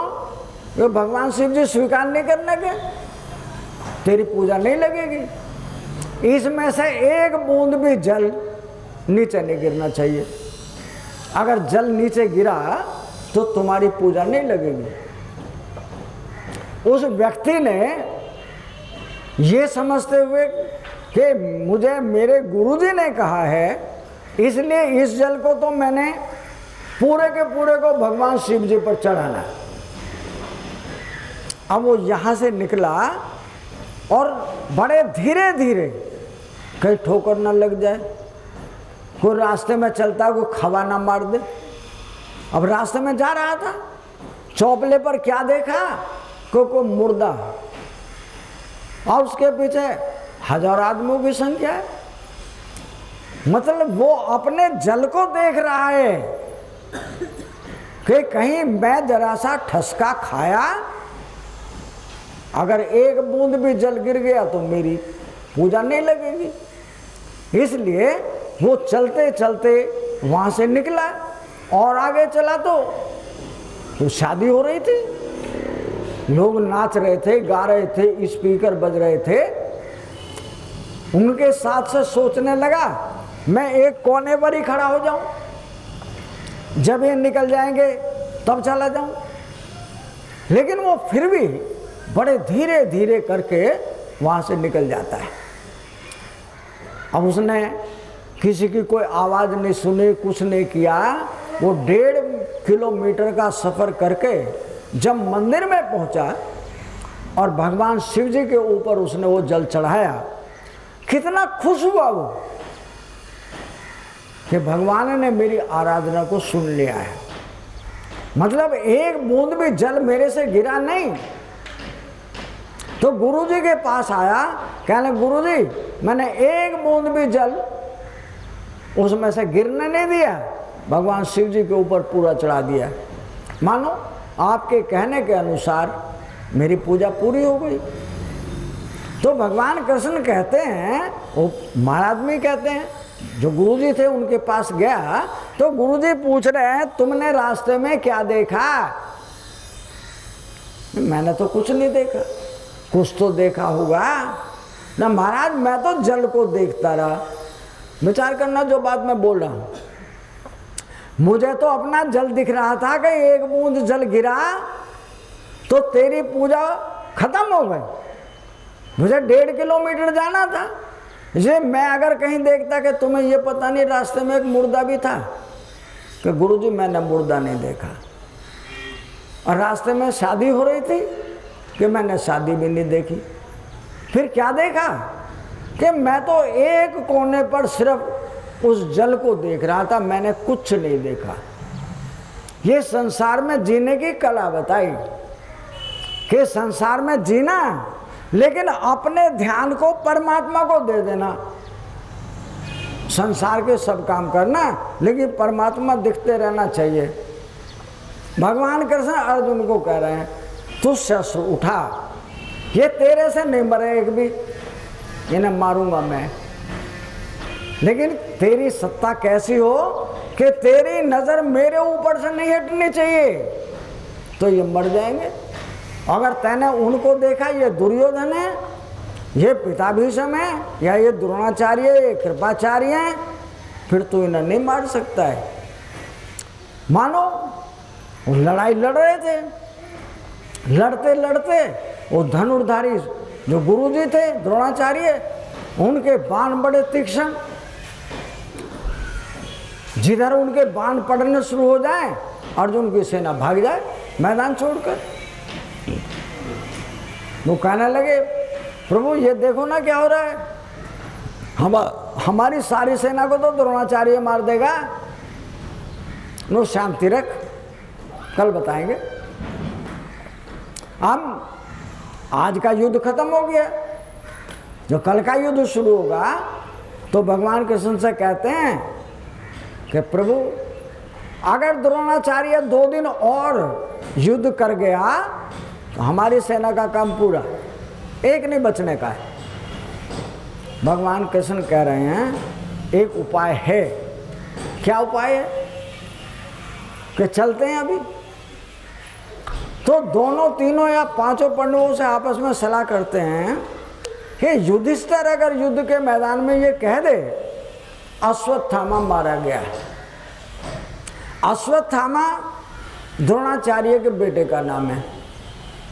एक बार को ये द्रोणाचार्य की कमजोरी है। अश्वत्थामा मारा गया तो उसे इस बात का दर्द जरूर लगेगा कि मेरे पास एक ही था, नहीं रहा। उसके शस्त्र नीचे झुकेंगे, अर्जुन बाण चला दे तो द्रोणाचार्य मारा जा सकता है। इसलिए वो युधिष्ठिर के पास गए। युधिष्ठिर से कहते हैं युधिष्ठिर कल तुम्हें एक काम करना है। कहे महाराज आज्ञा करो। हमारे यहाँ पर सेना में एक अश्वत्थामा नाम का हाथी है, कल वो मरेगा और तुम्हें ये कहना पड़ेगा अश्वत्थामा मारा गया। वो कहता महाराज मैं झूठ नहीं बोलने का। युधिष्ठिर कहता है युद्ध का मैदान हो या घर का, क्योंकि मेरे पर दुश्मन भी विश्वास करते हैं और जो मित्र हैं मेरे अपने वे भी मेरे पर विश्वास करते हैं। अगर मैं झूठा हो गया तो मानो मैं अपराधी क्यों बनने लगा। भगवान कृष्ण कहते हैं तुम ऐसा बोल देना अश्वत्थामा मारा गया,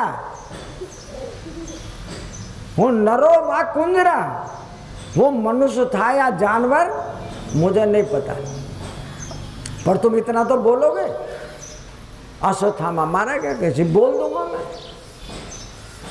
तो अश्वत्थामा नाम के हाथी को उस युद्ध के मैदान में मारा। युधिष्ठिर को कहते हैं, युधिष्ठिर देखा तो युधिष्ठिर बड़े जोर से कहता अश्वत्थामा मारा गया।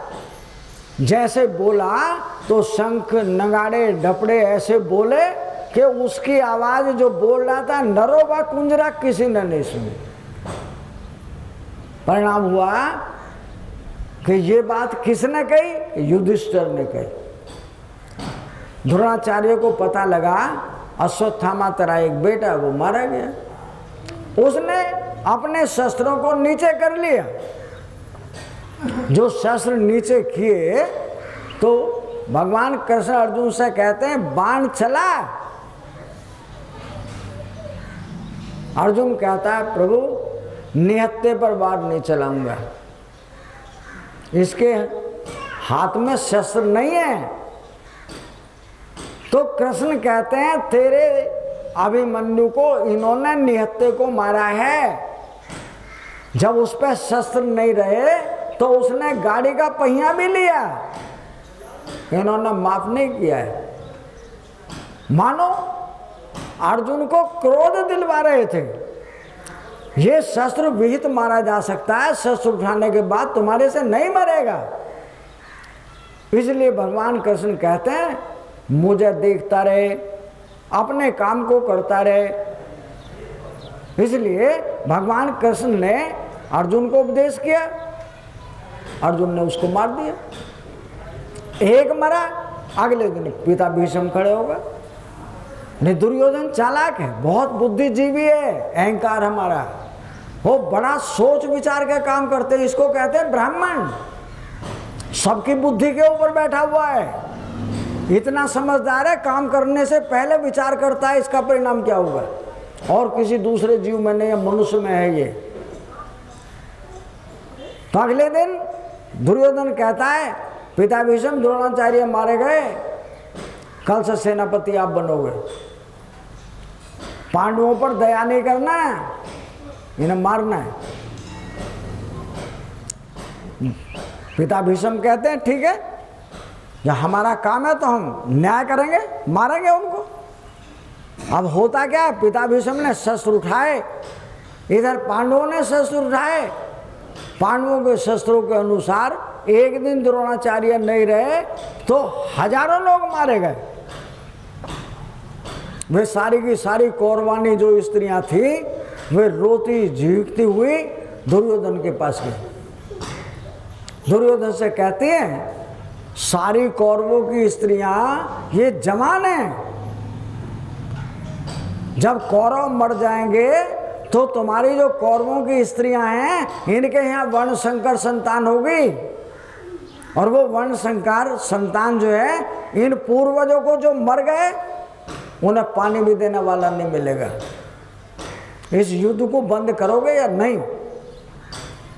तो वे सारी की सारी रोने वाली महिलाएं वे सब दुर्योधन के सामने रो रही थी। दुर्योधन कहने लगे जैसे तुम मेरे पास आए हो ना रोने के लिए, ऐसे तुम पिता भीष्म के पास चले जाओ, पिता भीष्म न्याय कर देंगे, जाओ। अब उन्होंने सारी की सारी स्त्रियों ने इकट्ठा होकर पिता भीष्म के पास जाकर रोना शुरू कर दिया। द्रोणाचार्य ने उसने दुर्योधन ने कहा था फैल खिंडा के जाना, अपने सिर के बाल उखड़े हुए, कपड़े उतरे हुए, रोना भिगोना, खूब आफत उतारना। अब पिता भीष्म के पास गए तो पिता भीष्म कहते हैं हाँ क्या बात है कि तुम्हारा परिवार है ये सबकी सब कौरवों की स्त्रियां ये ऐसी विधवा होकर बैठ जाएंगी, तुम क्या करोगे? तुम्हें थोड़ी सी लज्जा आनी चाहिए, या तो समझौता करके फैसला खत्म कर दो, लड़ाई नहीं होगी कल से, लड़ाई होगी तो पांडव नहीं बचेंगे। भगवान कृष्ण कहते, पिता भीष्म कहते हैं कल से एक पांडव रोज मर जाएगा, अपने घर जाओ। लड़ाई का फैसला हो गया। अब इधर तो कहते हैं एक पांडव रोज मरेगा, उधर भगवान कृष्ण जो थे वो अपने घर पर। मानो पिता भीष्म ने अन्याय का सहारा लिया है, इन पांडवों को मारेगा, ये न्याय नहीं है। अब द्रौपदी को लेकर जा रहे हैं कि द्रौपदी आज का फैसला तुम्हारे हाथ में है। कि क्यों, क्या हुआ? अरे रात्रि का टाइम है, तुम मेरे पास क्यों आए हो?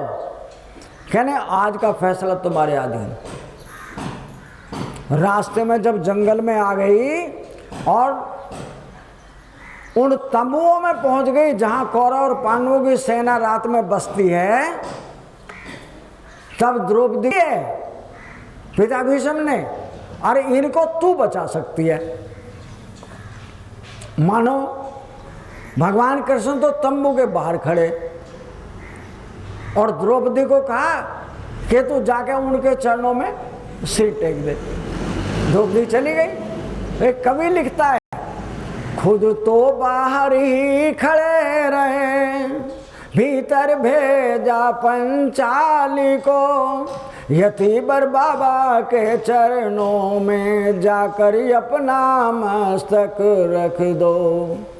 अर्धरात्रि की बेला में भीष्म की लगी समाधि थी, वन प्रभु चरणों में लीन हुआ, उस जगह न कोई व्याधि थी। द्रौपद ने जाकर सिर रखा चरणों पर भीष्म पितामह के, चरणों पर कौन झुका देखूं, बाबा भीष्म एकदम चौंके। देखा एक सधवा नारी है, चरणों पर शीश झुकाती है, उसके तन की रंगिस साड़ी सधवापन को दर्शाती है। खाली हो भर देता हूँ मैं यह बेटी, तुम वीर कुमारों वाली हो। द्रौपद ने सुनकर कहा तुरंत, ये क्या बतलाते हो, कल और आज कुछ और कहा, तुम सत्यव्रती कहलाते हो। और भगवान कृष्ण ने दरवाजे पर डोरी पर खड़े हुए उसकी चप्पल बगल में दबाई और एक पीताम्बर कपड़ा ओढ़ा और दरवाजे पर तंबू के खड़े हो गए और कहा कि जाओ पिता भीष्म के चरणों पर जब तक शीश नहीं उठाना, जब तक आशीर्वाद न दे दें। और उन्होंने देखा आधी रात्रि का टाइम, मानो किन्हीं जानवरों की, मनुष्यों की सताई हुई महिला और सधवापन पीले वस्त्र पहने हुए तेरी शरण में आई है और तेरा धर्म बनता है इसको शरण देना, इसकी रक्षा करना। ध्यान परमात्मा में लगा रहे और उसको आशीर्वाद देते हैं। वो कहते हैं तेरे सिंदूर की बांग कभी ना खाली हो, तेरे हाथों की मेहंदी ना छूटे, तू पुत्रवती हो, और सारे आशीर्वाद दे दिए। अब देने के बाद उस द्रौपदी ने अपना पल्लू सर से उठाया, कहने लगी बाबा एक बात और बताओ, जो कल कही थी वो सच है, जो आज कह रहे हो आज सच है। यानी भगवान कृष्ण ने तो दरवाजा और द्रौपदी भगवान उसके पिता भीष्म के चरणों में सिर झुकाए हुए। अब पल्ला सिर से उतारने के बाद वो कह रही है जो कल कहा था वो सच था कि एक पांडव को रोज मारूंगा, या जो आज बोल रहे हो वो सच है कि तू पुत्रवती हो, सुहागवती हो, तेरे हाथों की मेहंदी ना छूटे, वो सच है। मुझे एक बात और बता दो। तो पिता भीष्म की समाधि खुल गई और जैसे ही समाधि खुली तो कहते हैं द्रौपदी तू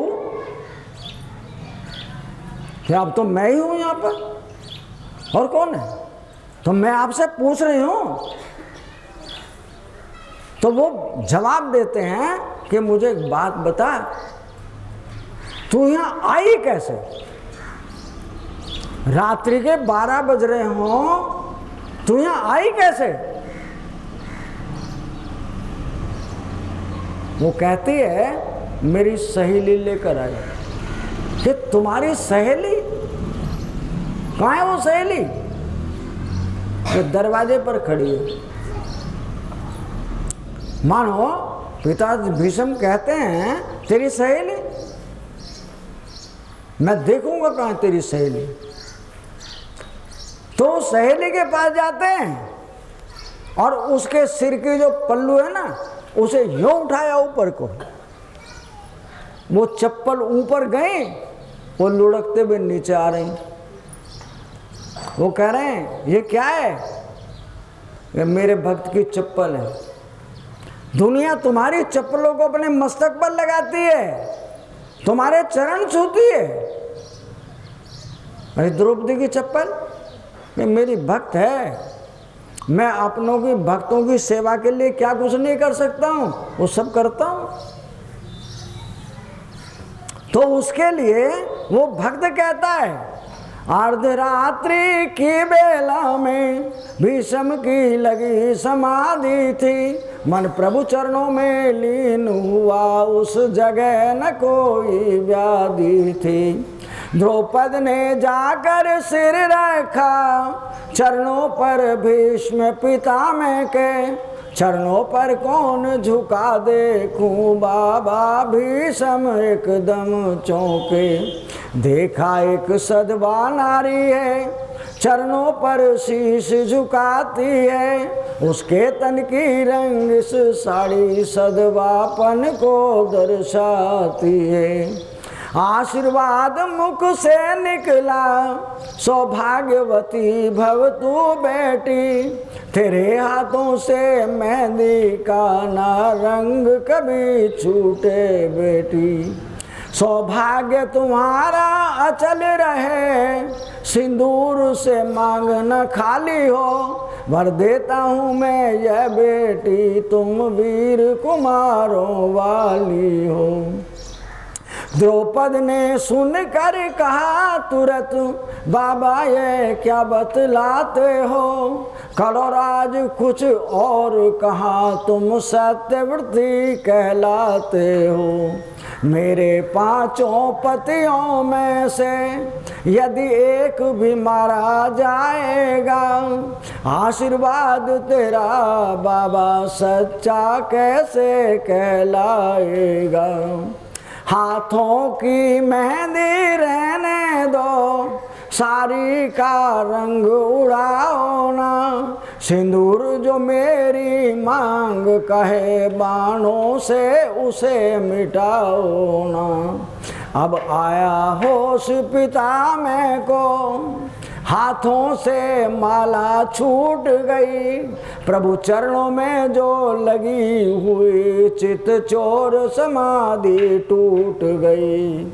बोले बेटी इन प्रश्नों का उत्तर पीछे दे पाऊंगा, तेरे सुहाग का निर्णय भी मैं पीछे ही कर पाऊंगा।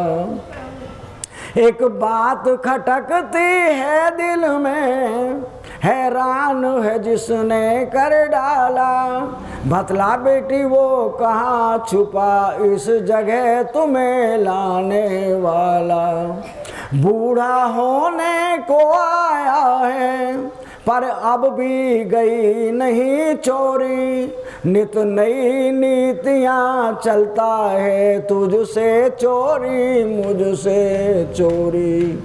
पुत्री तुमने मेरे कुल को इतना पवित्र कर डाला है, पहरा देता होगा तेरे जो विश्व का रचने वाला है।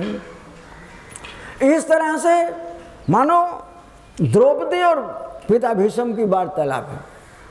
समाधि टूट गई। बाबा कहते हैं कौन है तेरी सहेली? दरवाजे पर खड़ी है। दरवाजे पर खड़ी देखी तो कहते हैं कि तुम पैदाइशी छलिया हो। जब देखते हो जो छलकाई, कल मेरी जिह्वा पर बैठकर एक पांडव को रोज मारने के लिए आदेश दिवाया, और आज मेरी शपथ को तुड़वाने के लिए तुम द्रौपदी का सहारा लेकर यहाँ पहुँच गए। अरे तुम्हें थोड़ा बहुत, भगवान कृष्ण कहते हैं देखो तुम अन्याय का पक्ष ले रहे थे, मैंने गलत नहीं किया, तुम न्याय का पक्ष नहीं ले रहे थे, मुझे तो इसलिए आना पड़ा जो लड़ाई है वो धर्म की अधर्म की है, लड़ाई कौरव पांडव की नहीं है, सत्य और असत्य की लड़ाई है। और तुमने बूढ़े हो गए, असत्य का सहारा ले रहे हो, मुझे इसलिए आना पड़ा। तब वो कहते हैं आशीर्वाद मेरा बेटी, निश्चय अब विजय तुम्हारी है, पतियों का बाल न बाका हो, रक्षक जब कृष्ण मुरारी है। पिता भीष्म कह रहे हैं बेटा जो आदि निर्णय गया ना वो सत्य है, विजय तुम्हारी ही होगी। मतलब जो हमने कल कहा था वो सब झूठ है, लेकिन इसको हमें सीख देनी है। जो भगवान कृष्ण के रूप में है उसे सीख दे रहे हैं कि तुमने हमारी प्रतिज्ञा को तोड़वाया है, हम भी तुम्हारी प्रतिज्ञा को तोड़वाएंगे। युद्ध के मैदान में तुमने ये प्रतिज्ञा की है मैं शस्त्र नहीं उठाऊंगा, तो कृष्ण तुम्हें शस्त्र उठाना पड़ेगा, ये तुम्हारी मजबूरी है। भगवान कृष्ण कहते हैं हम अपने भक्तों के दास हैं, हमारे जो संत हैं हम उनके सेवक हैं, जहाँ हम उनके माई बाप हैं हम उनके बेटा बेटी भी हम ही उनके हैं। यानी भगवान कृष्ण कहते हैं आप हमें शस्त्र उठाने के लिए कहते हैं, युद्ध के मैदान में हम शस्त्र जरूर उठाएंगे, लेकिन हम केवल तुम्हें दिखेंगे, संसारियों को नहीं दिखेंगे, क्योंकि मेरा भक्त इन सारी दुनिया में मेरा दर्शन करता है। तुम देखोगे दुनिया वाले हमें नहीं देख पाएंगे। तो कहते हैं कि द्रौपदी बेटा तुम जाओ, तुम्हें तो हमने जो कह दिया वो सत्य हुआ। इसी तरह से भगवान कृष्ण अर्जुन से कह रहे हैं अर्जुन ये पिता भीष्म साधारण नहीं मरेगा, उसको तो युधिष्ठिर ने मरवा दिया। युधिष्ठिर को कहना पड़ा अश्वत्थामा मारा गया, लेकिन पिता भीष्म को मरने के लिए उसके घर ही उसके तंबू में ही जाना पड़ेगा। तो रात के टाइम में भगवान कृष्ण अर्जुन दोनों के दोनों अकेले एकांत में पिता भीष्म के तंबू में गए। कहने बाबा एक बात बता, अगर तू 4 दिन रह गया ना तो पांडव तो सब खत्म हो जाएगा, कोई ऐसा उपाय है जो तुम मारे जा सको? पिता भीष्म कहने लगे ऐसा तो कोई हुआ ही नहीं, जो पैदा हुआ और वो मरे ना, यहाँ जो आया है उसको जाना तो पड़ता है, तो बाबा कोई उपाय बता दो। तो पिता भीष्म जवाब देते हैं कि पांडवों की सेना में एक शिखंडी है, जो शिखंडी है वो पिछले जन्म में स्त्री था और मैं उसे आज भी स्त्री समझता हूँ। वो मुझे शादी करने के लिए प्रेरित करता था, मैंने उसको शादी नहीं की, वो इस जन्म में आकर निपुंसक बन गया है, वो हिजड़ा है। अगर वो मेरे सामने शस्त्र लेकर खड़ा हो तो मैं विचार करूंगा, मैं उस पर शस्त्र नहीं उठाऊंगा, भाई तुम इतनी देर में मुझे मार देना और मेरे मरने का कोई उपाय नहीं है। भाई इतना ही बहुत था। भगवान कृष्ण कहने लगे ठीक है महाराज हमें और कुछ नहीं चाहिए। तो अगले दिन उस लड़ाई के मैदान में उस शिखंडी को कहा पिता भीष्म से तुम लड़ोगे। वो कहता महाराज पिता भीष्म से तो तुम्हारे यहाँ कोई महारथ ही ना जो लड़ जाए, तो मुझे लड़ाओगे पिता भीष्म से? उसकी तो फूंक मारने से उड़ जाऊंगा मैं, मुझे क्यों मारना चाहते हो? भगवान कृष्ण कहते तुम्हें मारेगा नहीं पिता भीष्म, तुम जाओ तो सही। तो पिता भीष्म के सामने वो धनुष बाण लेकर जाए और उनके सामने नाचने लगे, मानो मेरी तो मृत्यु निश्चित है। और जैसे ही वो शिखंडी सामने जाए उसी तरह से शस्त्रों को पिता भीष्म नीचे कर ले। भगवान कृष्ण कहते हैं अर्जुन बाण ससुरा, महाराज नियतते हैं कि छोड़ दे इस बात को, नियतते हैं तेरे बालक को निहत्थे को मारा इन्होंने, इसलिए शस्त्र उठा। मानो अर्जुन को क्रोध दिलवाएं और अर्जुन उस पर शस्त्र चलाएं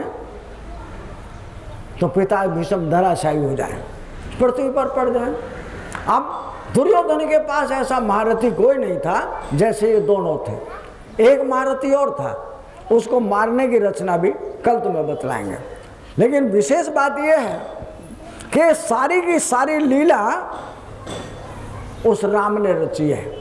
राम लीलाधर है, सबके मुखैटों के पीछे राम है। ये जो कपड़े पहन रखे हमने ये अलग है, जो अंदर रहने वाला है, जो सुन रहा है, जो देख रहा है, वो परमात्मा है। इसलिए कि तुम अपने दोषों से मुक्त हो जाओ। भगवान ने कभी किसी रावण को नहीं मारा, बल्कि मेरे भीतर में रहने वाले रावण को, मेरे भीतर में रहने वाले जितने भी आसुरी शक्तियां हैं उन सबको मारा। किसने मारा? वहां तो तुम कह रहे हो सीता का हरण करके ले लिया इसलिए मारा, लेकिन जो यहां से हिमालय पर्वत में जाके उस परमात्मा को बुलाते हैं, हे प्रभु हम तो तुम्हारे सहारे यहाँ पड़े हैं, हमारा तो सब कुछ तुम ही तुम हो, तो क्या भगवान राम उनके रावण को नहीं मारता है? उनकी आसुरी और दैवी शक्तियों को नहीं मारता है? वो रावण जो मेरे भीतर की आसुरी शक्तियां या दैवी शक्तियां हैं उनको मारता है। बाहर कभी किसी राम ने ना कृष्ण ने जरासंध को कहते हैं 16,000 रानियों को छुड़ाया। वे 16,000 नाड़ियां हैं मेरी नाभि की। गोपिकाएं कहते हैं उनको, गो कहते हैं छुपी हुई, और गोपी छुपी हुई स्त्रियों के रूप में है। वे सबके सब उस भगवान कृष्ण के शरणागत होने के लिए उस भगवान से प्रार्थना करते हैं, महाराज हम तो जन्म लेते और मरते पता नहीं कितना समय बीत गया, क्या कभी हम मुक्त हो पाएंगे? तो भगवान कृष्ण उनके ऊपर मेरे भीतर मेहरबानी करते हैं जैसे अर्जुन पर मेहरबानी कर रहे हैं। कल इसके बारे में थोड़ा और प्रकाश डालेंगे तो आपको समझ आएगा। हम तुम्हें कुछ ऐसी बात बतला रहे हैं जो तुमने डॉक्टरों के पास जाकर हजारों रुपए खर्च करो, किसी बीमारी के लिए लाखों रुपए खर्च करो और उस बीमारी से मुक्ति नहीं मिलती है, वो फिर कभी हो जाती है। जैसे एक बीमारी का नाम है बवासीर, उसका दूसरा नाम भगंदर भी होता है। यानी लैट्रिन के रास्ते पर मस्से होते हैं 3, उनका मुंह नीचे की तरफ हो जाता है, और भगंदर में उनका मुंह ऊपर की तरफ हो जाता है। हम चाहे जैसा खाते हैं हमारे पेट में मशीन बन जाती हैं, लैट्रिन नहीं होती। घंटा भर लैट्रिन में बैठे रहते हैं, खून गिरता रहता है, मस्से टूटते रहते हैं, हम दवाई खाते रहते हैं, लेकिन दवाई से वो रोग कम नहीं होता। डॉक्टर कहता है ऑपरेशन होगा, ऑपरेशन इलाज नहीं है, ऑपरेशन हो जाएगा वो फिर दोबारा हो जाएंगे। वो मस्से कट चुके हैं, वो रेशम के धागे से काट देता है लेकिन वो फिर बढ़ जाते हैं। उनका एक उपाय 1 घंटे में दवाई, यानी ज़्यादा बार नहीं, केवल 200 ग्राम घी, जो घी शुद्ध होना चाहिए, आज अभी पियो, 1 घंटे बाद हमें जवाब दे देना। जिसको ऐसी बवासीर हो जो खून जाता हो, मस्से बढ़े हुए हों, पेट में मशीन हो गई हो, किसी भी तौर तरीके से लैट्रिन करने से पहले उसे ज़्यादा बुखार चढ़ते हों, 1 घंटे में उसने 200 ग्राम घी पिया हो, 2 बार लैट्रिन जाएगा, उसका ऑपरेशन हो गया। 10-20 साल तक शायद वो बीमारी उसे दोबारा नहीं आएगी। 1 बार ऑपरेशन होने पर उसे दवाई नहीं, 2 बार लैट्रिन होंगी, दस्त होंगे, पेट साफ हो जाएगा। दूसरे, जिस आदमी को ये शिकायत बार बार होती हो, कभी भी उसके अंदर मैला सूख जाता है तो उसके आंतों में खुश्की हो गई है, उसकी आंतें अंदर से मैले को पकड़ लेती हैं, उसके लिए इलाज बतला रहे हैं कि जब कभी तुम्हें कब्ज की शिकायत हो, एसिडिटी की शिकायत हो, लैट्रिन हो नहीं रही हो, आधा घंटे तक तुम लैट्रिन में बैठे रहते हो, और कोई लोग उसके लिए चाय पीकर जाते हैं, कई लोग बीड़ी पीकर जाते हैं, कई लोग और भी उपचार करते हैं लेकिन लैट्रिन नहीं होती। 7 मुनक्के लेना, पहले पानी में धो लेना, फिर उनको 1 गिलास पानी में 7 मुनक्कों को गर्म के लिए चढ़ा देना। पानी 1/3 रह जाए, उसमें 1 गिलास दूध डाल देना और उस दूध को यथायोग उसके अंदर मीठा डाल लेना जितना तुम्हें ठीक लगता है। उस दूध को सोते समय पीना। 7 दिन में दस्त लग जाएंगे। 13 दिन तक, 14 दिन तक, 15 दिन तक पियोगे। जिस दिन लैट्रिन पतली हो जाए बंद कर देना, अन्यथा दस्त भी लग सकते हैं। तुम्हारे मैदे की खुश्की खत्म हो गई, जाते ही लैट्रिन जाओगे, 10 मिनट नहीं लगेंगे, पेट तुम्हारा साफ हो जाएगा। तुम इलाज करने के लिए दवाई चूर्ण खाते रहना, रोग बढ़ेगा। यहाँ ताकत भी मिलेगी मुनक्कों से। उस दूध से तुम्हारा बीपी बढ़ता हो घटता हो उसको कंट्रोल होना मिलेगा और तुम्हारा पेट बिल्कुल साफ हो जाएगा। मैंने प्रोग्राम टीवी पर दिया, एक व्यक्ति ने उसको 6 दिन लिया, उसने समझ लिया गुरुजी ने 7 मुनक्के बताएं, उन्होंने 10 मुनक्के रोज खाने शुरू कर दिए। 6ठे दिन मेरे पास फ़ोन करता है, गुरुजी आपने जो मुनक्के की दवाई बताई थी मैंने तो आज 6ठा ही दिन है, मुझे दस्त लग गए, मुझे अब दस्तों के बंद होने का इलाज तो बता दो। मैं तो 10 बार जा चुका, मगर 5 केले मंगा ले, 5 केले खा ले, 10 सभी बंद हो जाएंगे। दूसरे बाद उसका फ़ोन नहीं आया। ऐसी ऐसी हम तुम्हें 10-15 दवाइयाँ जिनका लाइलाज जिसको कहते हैं उसको पी लिया हो गया, उसका लीवर बढ़ गया, उसके खून का मतलब ऐसा पानी सारा शरीर कपड़े सब पीले, आंखें पीली हो गई। 8 दिन में कोई पैसा नहीं, 8 दिन में तुम्हारा इलाज तुम्हारे हाथ में, कोई खर्चा नहीं है। सब्जी और फल यानी 2 ही चीज़ें, सब्जियों में और फलों में तुम्हारे जितने भी इलाज हैं सारी बीमारियों की दवाई हमारे पास है। जो लोग उसका इस्तेमाल करेंगे यथायोग समय के अनुसार उनकी बीमारियां ऑटोमेटिक ख़त्म हो जाएंगी। डॉक्टर के पास पीलिए का कोई इलाज नहीं है। आयुर्वेदिक में भी पीलिए का इलाज अगर 15 दिन पहले शुरू करोगे तो महीने में जवाब मिलेगा। मैं 8 दिन में आज किसी को बुला के लाओ जिसको पी लिया हो, खून बिल्कुल नहीं बनता, डॉक्टर ने कह दिया है कि दवाई खाते रहो, हम तो इलाज कर सकते हैं, लेकिन बीमारी ठीक ना हो तो हम क्या कर सकते हैं? हम 8 दिन इलाज करेंगे, इलाज नहीं करने तुम्हें ही बताएंगे। 1 मूली, आधा किलो 3 पाव पपीता, 2 केले, 2 सेब, 2 अमरूद और समय के अनुसार 10-5 अंगूर डाल लेना, संतरा डाल लेना, खीरा डाल लेना और टमाटर डाल लेना। 1 नींबू लो, उसके ऊपर निचोड़ो, थोड़ा अदरक काट कर डाल लेना, काली मिर्ची और काले नमक का चूर्ण उस पर डालकर खा जाओ। दोपहर के टाइम में रोज भरपेट खाना। जिसको पी लिया है, जिसको खून को पानी हो गया है, अगर तुमने 8 दिन दोपहर को खाया, 8 दिन में जितना तुम्हारे भीतर जमा है सब बाहर, कोई दवाई खाने की जरूरत नहीं है। खटाई, मिठाई, चिकनाई और मिर्च 4 चीज का प्रतिबंध है। 8 दिन तक उसकी बीमारी हमारे पास, आदमी बिल्कुल स्वस्थ है। ऐसी एक नहीं है, बहुत सारी बीमारियों का उपचार हम तुम्हें बताएंगे। 2 मिनट भगवान का नाम लेंगे। गोविंद मेरो है, गोपाल मेरो है, गोविंद है, श्री बांके बिहारी नंद लाल मेरो है, श्री बांके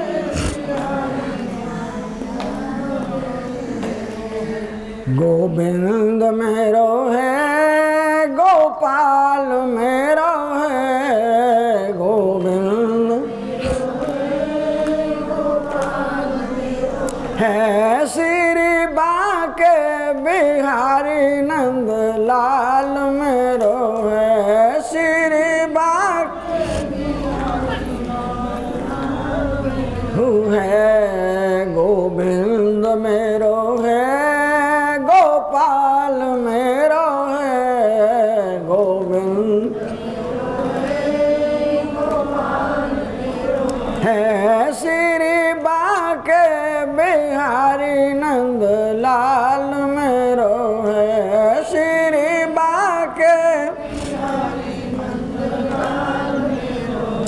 बोलो सच्चिदानंद घन भगवान की जय।